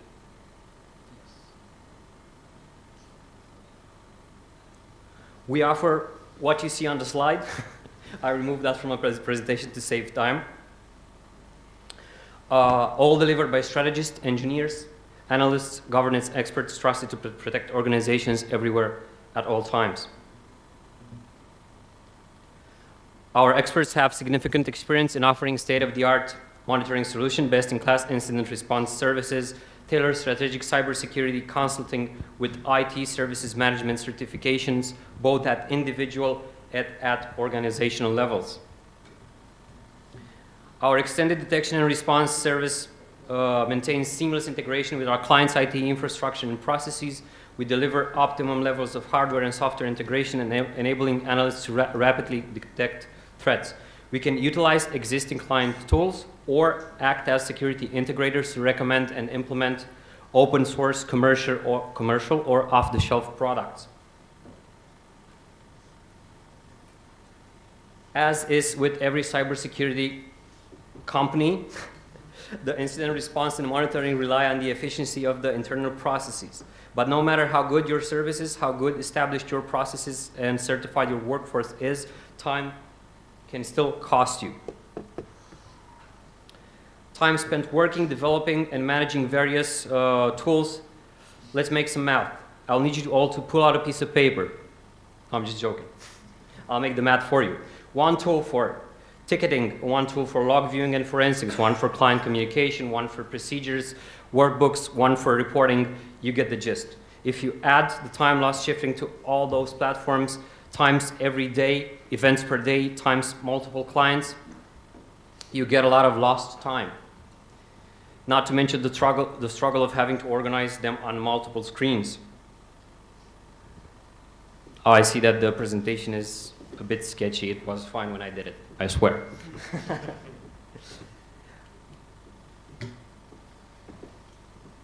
The last part of my presentation is about Ederlast, our in-house developed tool that offers centralized security monitoring for events, incidents, orchestration, and management reporting, with immediate access to experienced cybersecurity, incident responders, and malware analysts at a great cost benefit for the organization.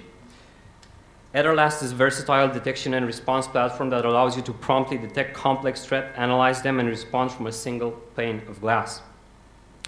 Event handling, log viewing, hunting, client communication, asset management, reports, metrics, dashboards, procedures, Wikipedia, Intel, all in one interface. A platform for the clients, for the analysts, and for the engineers. All in one place, made simple. Thank you. Thank you. Thank you very much, Lucian. Do you have any questions? I guess not. Thank you. Thank you very much. Thank you for staying.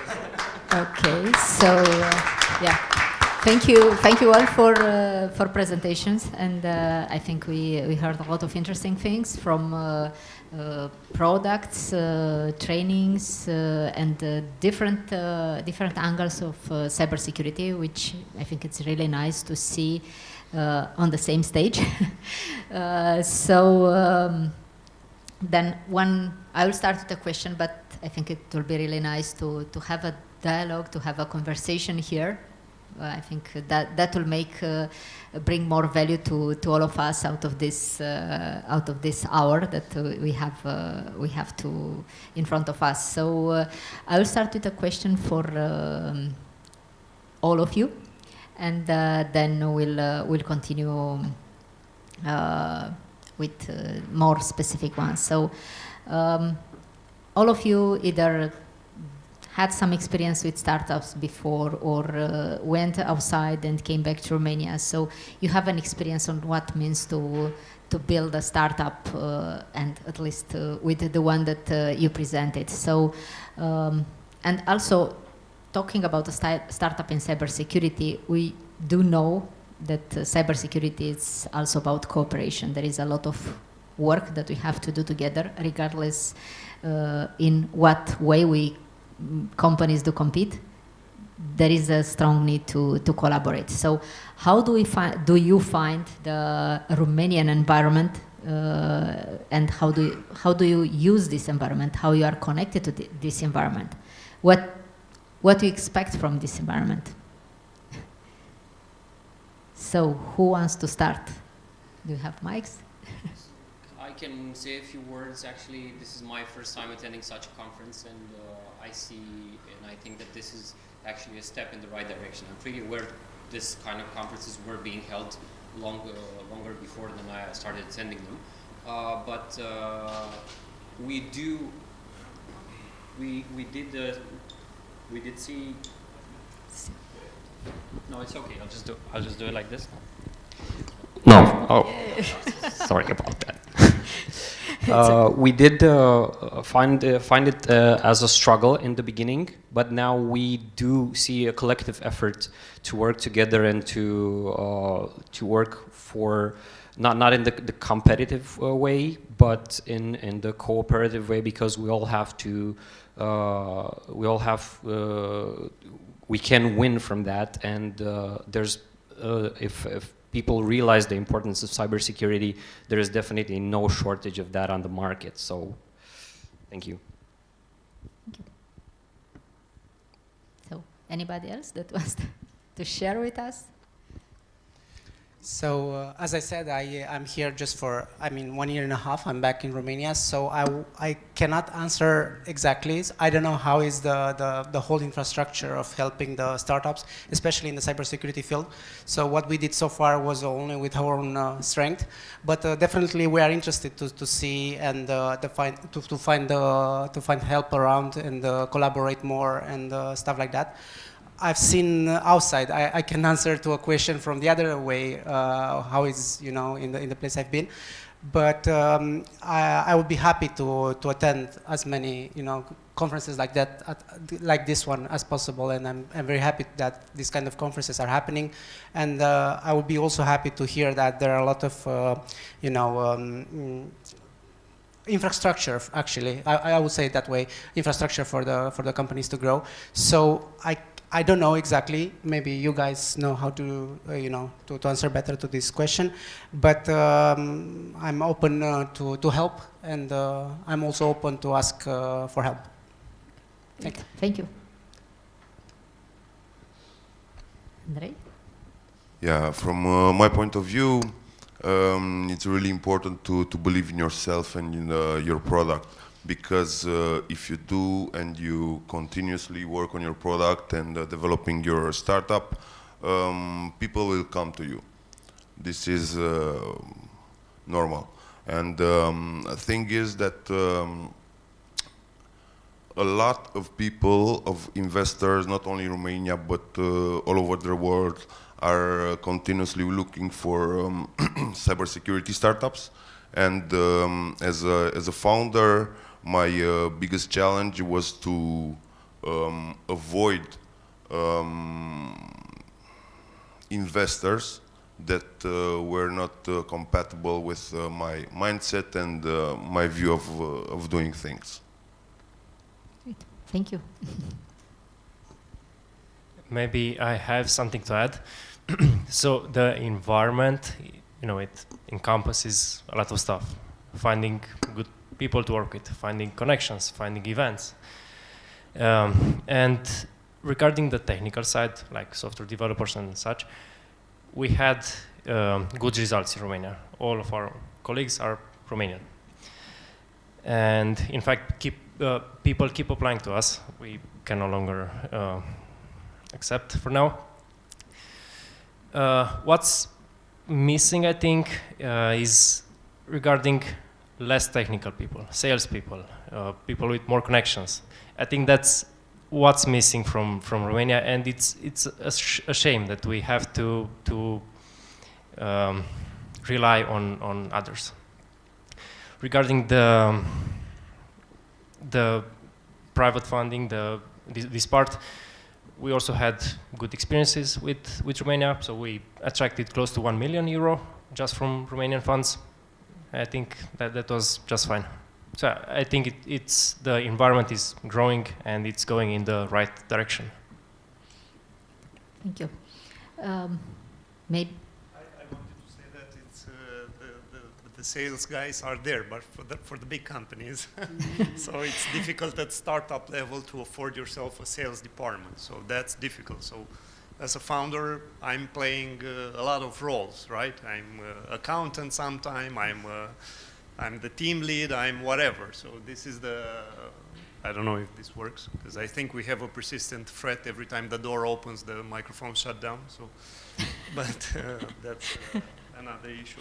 So yeah, for me, a challenge was that of course, I came from a safe environment where the salary was entering no matter what. So even if I was in the mood to work or not. And here I have to care about the mood of my people, about the mood of my clients, about the mood of my accountant, of whatever, right?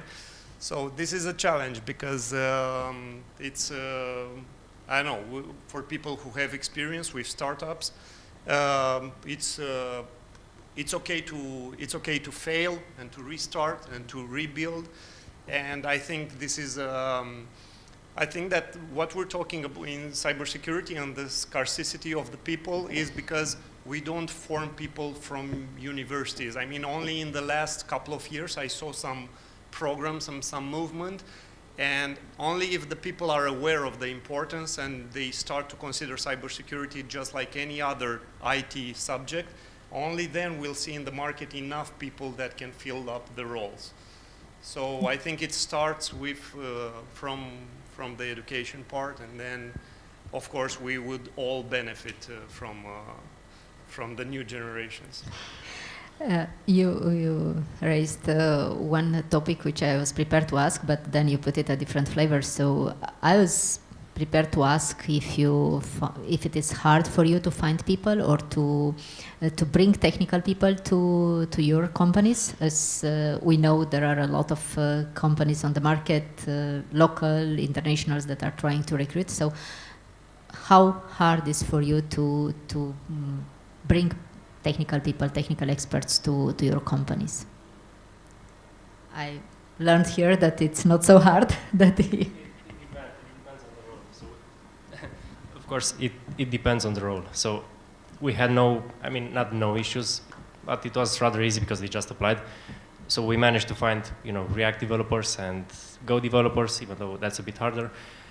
But for example, a cloud security specialist or architect, that we didn't manage to really find. So yeah, it's highly dependent on the role, which again I think connects to the education and the entire landscape. Yeah. So I find it incredibly hard to find very good and skilled people, and for me to offer what a multinational is offering, right? So I don't start with telling them to go to the gym or whatever, but what I have the advantage that I have the flexibility to work with people that they don't fit in the multinationals and they don't want to work from 9 to 5, and I give them the free space because I only care about the results. So I give them the freedom to work when they want, not how they want, because first I confirm that I have a professional in front of me. So the ethics are very important in cybersecurity, because once you go in, you can do whatever you want. You can mess up the whole network just for the fun of it. It's quite hard to stay within your lane, right? When the client only wants you to look at a certain thing, you need to just look at that certain thing. And this is something that you need to work with your people to respect, because then there are legal implications. So from this point of view, we have an advantage as startups, because you give more freedom and you can work in you can create that they belong somewhere and we're building something together. On the other hand, on the economic part, if you don't have financing, it's really, really hard to compete with the big ones, because I need to generate business monthly in order to be able to cover the cost, whereas in the big ones, you can also sit on the bench for a couple of months and they wouldn't feel it. So this is where I see, this is where we would need some inputs, or some help, let's say. Okay, good. I would also add that it sometimes, of course, depends. It also depends on the roles and so on. But what we did is to have in the strategy of growing these hackathons, because we always find people interesting and also interested in what we do at these conferences. And they don't only have the technical capabilities, but they also have this attitude of growing, learning more and so on. Because sometimes when you have someone and they don't want to grow, it's sometimes even harder to grow the company with someone who doesn't want to grow himself or herself. So, yeah, but we have this in the DNA of the company to have the events, so we will map the resources and then to work with them. Thank you. Pavel? Yeah, so I would say that from my history, so from Cyberdations, some insights from Cyberdations, I would say that being flexible is the key. So indeed, as one of the speakers said, it's really hard now to make people switch from corporate life to startup life when you struggle for every single dollar in your account. It's really hard to tell them go to the gym or have like a balanced life, work-life balance. But at the same time, I guess flexibility is the key. And by flexibility, I mean not by offering necessarily like a fixed salary to people, but you maybe can give them commission or pay them on a project basis or hire them on demand. So being flexible is always good, and you can keep good people around you. I have just something to add. It's not hard to find a workforce, but it's harder to find clients. So for that, I'm gonna ask the Romanian government. I'm gonna look them straight in the eye. Is it filming me? I guess. Government, we need education programs for the public and private sector to make them understand the importance of cybersecurity. Because as my colleague pointed out, a lot of them view it as something they don't really need unless something were to happen. And if you let things by themselves long enough, something will eventually happen. So we need education of the private and public sector that they need this. It's not something that they rather like have whatever. We really need this. Thank you. Thank you. Yeah, no, none of my colleagues actually mentioned stock options, which is basically the fundamental way of attracting skilled people into startups. No other incentive is needed. Sometimes skilled people come into an emerging company with no actual salary, just for stock options or for stocks in that company. Also, the government, I don't know if it's actually focused on generating business for startups. It has other problems. My mindset is to go yourself after the clients, and if Romania isn't prepared yet for your services, the global market is quite big, so you don't have to limit yourself to just Romania. Thank you. Okay. It was quite a strong message to the government, to Romanian government, and I think it's important to be aware that we do have also a message I heard several times from our Minister of Digitalization that he has a personal dream to have 30 unicorns in Romania. What you'll need to become one of these unicorns? What do you need government to do? I heard about educating people about the need and making this an clear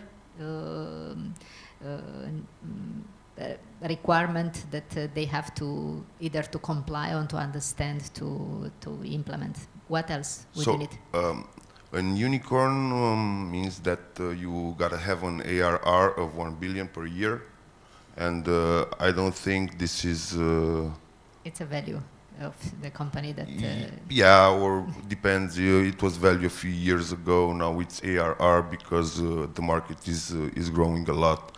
So I don't know if the government can actually do that, but what the government could do would be to train people, give them the perspective, and let them access other markets, because you cannot raise this kind of money from a single place. It's quite impossible. Other opinions? I think first thing first, in my opinion, I would like to be a little bit more optimistic, because Romania needs a warm climate for doing business. Think about that, a startup as a black bullet, as we are a black bullet here in Romanian market. We have partnership with Deutsche Telekom T-System, and we are running an important project for our European Commission in partnership with them. So basically, a Romanian startup can have access to that kind of clients, but only creating a partnership and going stronger together. What government to do? I don't know. Government is doing their best in our Romanian politics and governance that we have. But first thing first, I think will be much important to have more conference like this. to have communication, for example, much more focused on funds that are coming from European Union, and this is very important because many companies that are growing on European funds. So basically, we need all of us to access 100% the funds from Romanian government and European funds. But I think it's about our creativity, our mindset. My cybersecurity, in my opinion, it's a mindset. As Andrei told, you have option to incentive your people, not to hire them. We have a business model as Steam has. For example, all our people that we are working are contractors and partners, and we run project with I don't know 50 people in parallel, so we don't have problem to manage people. It's about managing people, incentive them, and being part of this on a big team. Because I think the mindset is not to be, I have a company. The company is owned by people.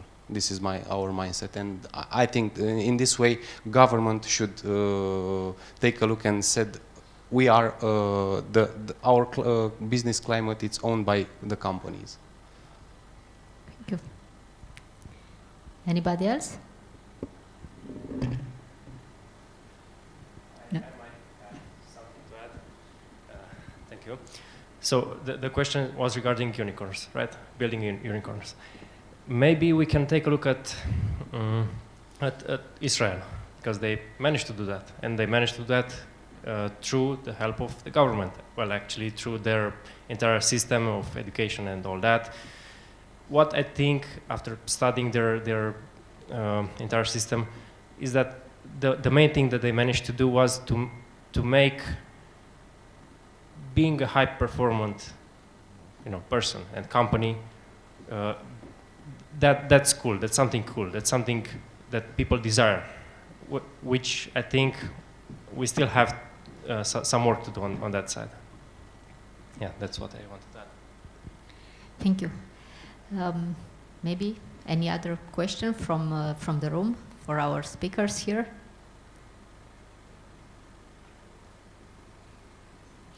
So no question. Then I will ask you if you can have a final word, a message on what you expect for the future of your companies and for future of cybersecurity. What we shall do here in Romania and globally, because cybersecurity, as we know, has no boundaries. Therefore, we are here. We are acting here, but our activity it's everywhere. So a final message from all of you, from each of you. Yes, something that I learned in this maybe last 10 years, is that we don't have to see each other as competition. We just have to build together like a platform and help each other and see Romania as the main project. I've seen this in Sweden, where startups or companies in general are working together. And I asked them, because I saw them, the same companies at the same events, ask them, but are you not the competition? No, why are you all always together and stuff like that? And say, yeah, but we do 90% of the stuff the same, but 10% is that what makes us different. So we have to help each other on the 90% and then focus on the 10% that is different. And my message to everybody here and people in the room and the ones who are watching is that we have to help each other and to be stronger, not in competition with each other, but in competition with people outside our borders. I would say public awareness is the key. Romania is still a market which can evolve. Romania is still growing as a whole. I've seen that companies in the west of Western Europe or US are better developed with the cybersecurity concepts. They understand that they need security services. They understand that the data of their users have to be kept secure. And they're just more open to do security businesses with even Romanian startups. So I think for Romania, what I would suggest in order for all of us to benefit, all these startups that are present today at this conference, would be for the Directorate of Security to push even harder with public awareness, and also to keep organizing conferences, to keep organizing socials, networking events, in order for all of us to get connected and build a stronger environment of security. Thank you.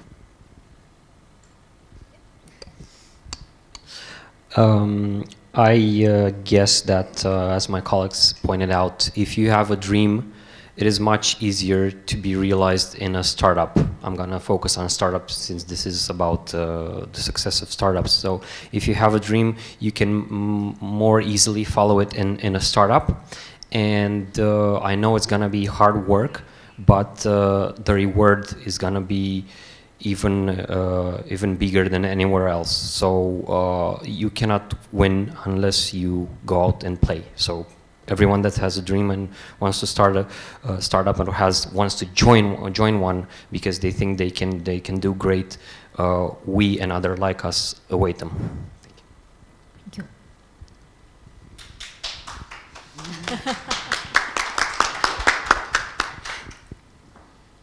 From my point of view, a simple message: increasing the awareness program in cybersecurity could be a plus in next years, because this will generate business.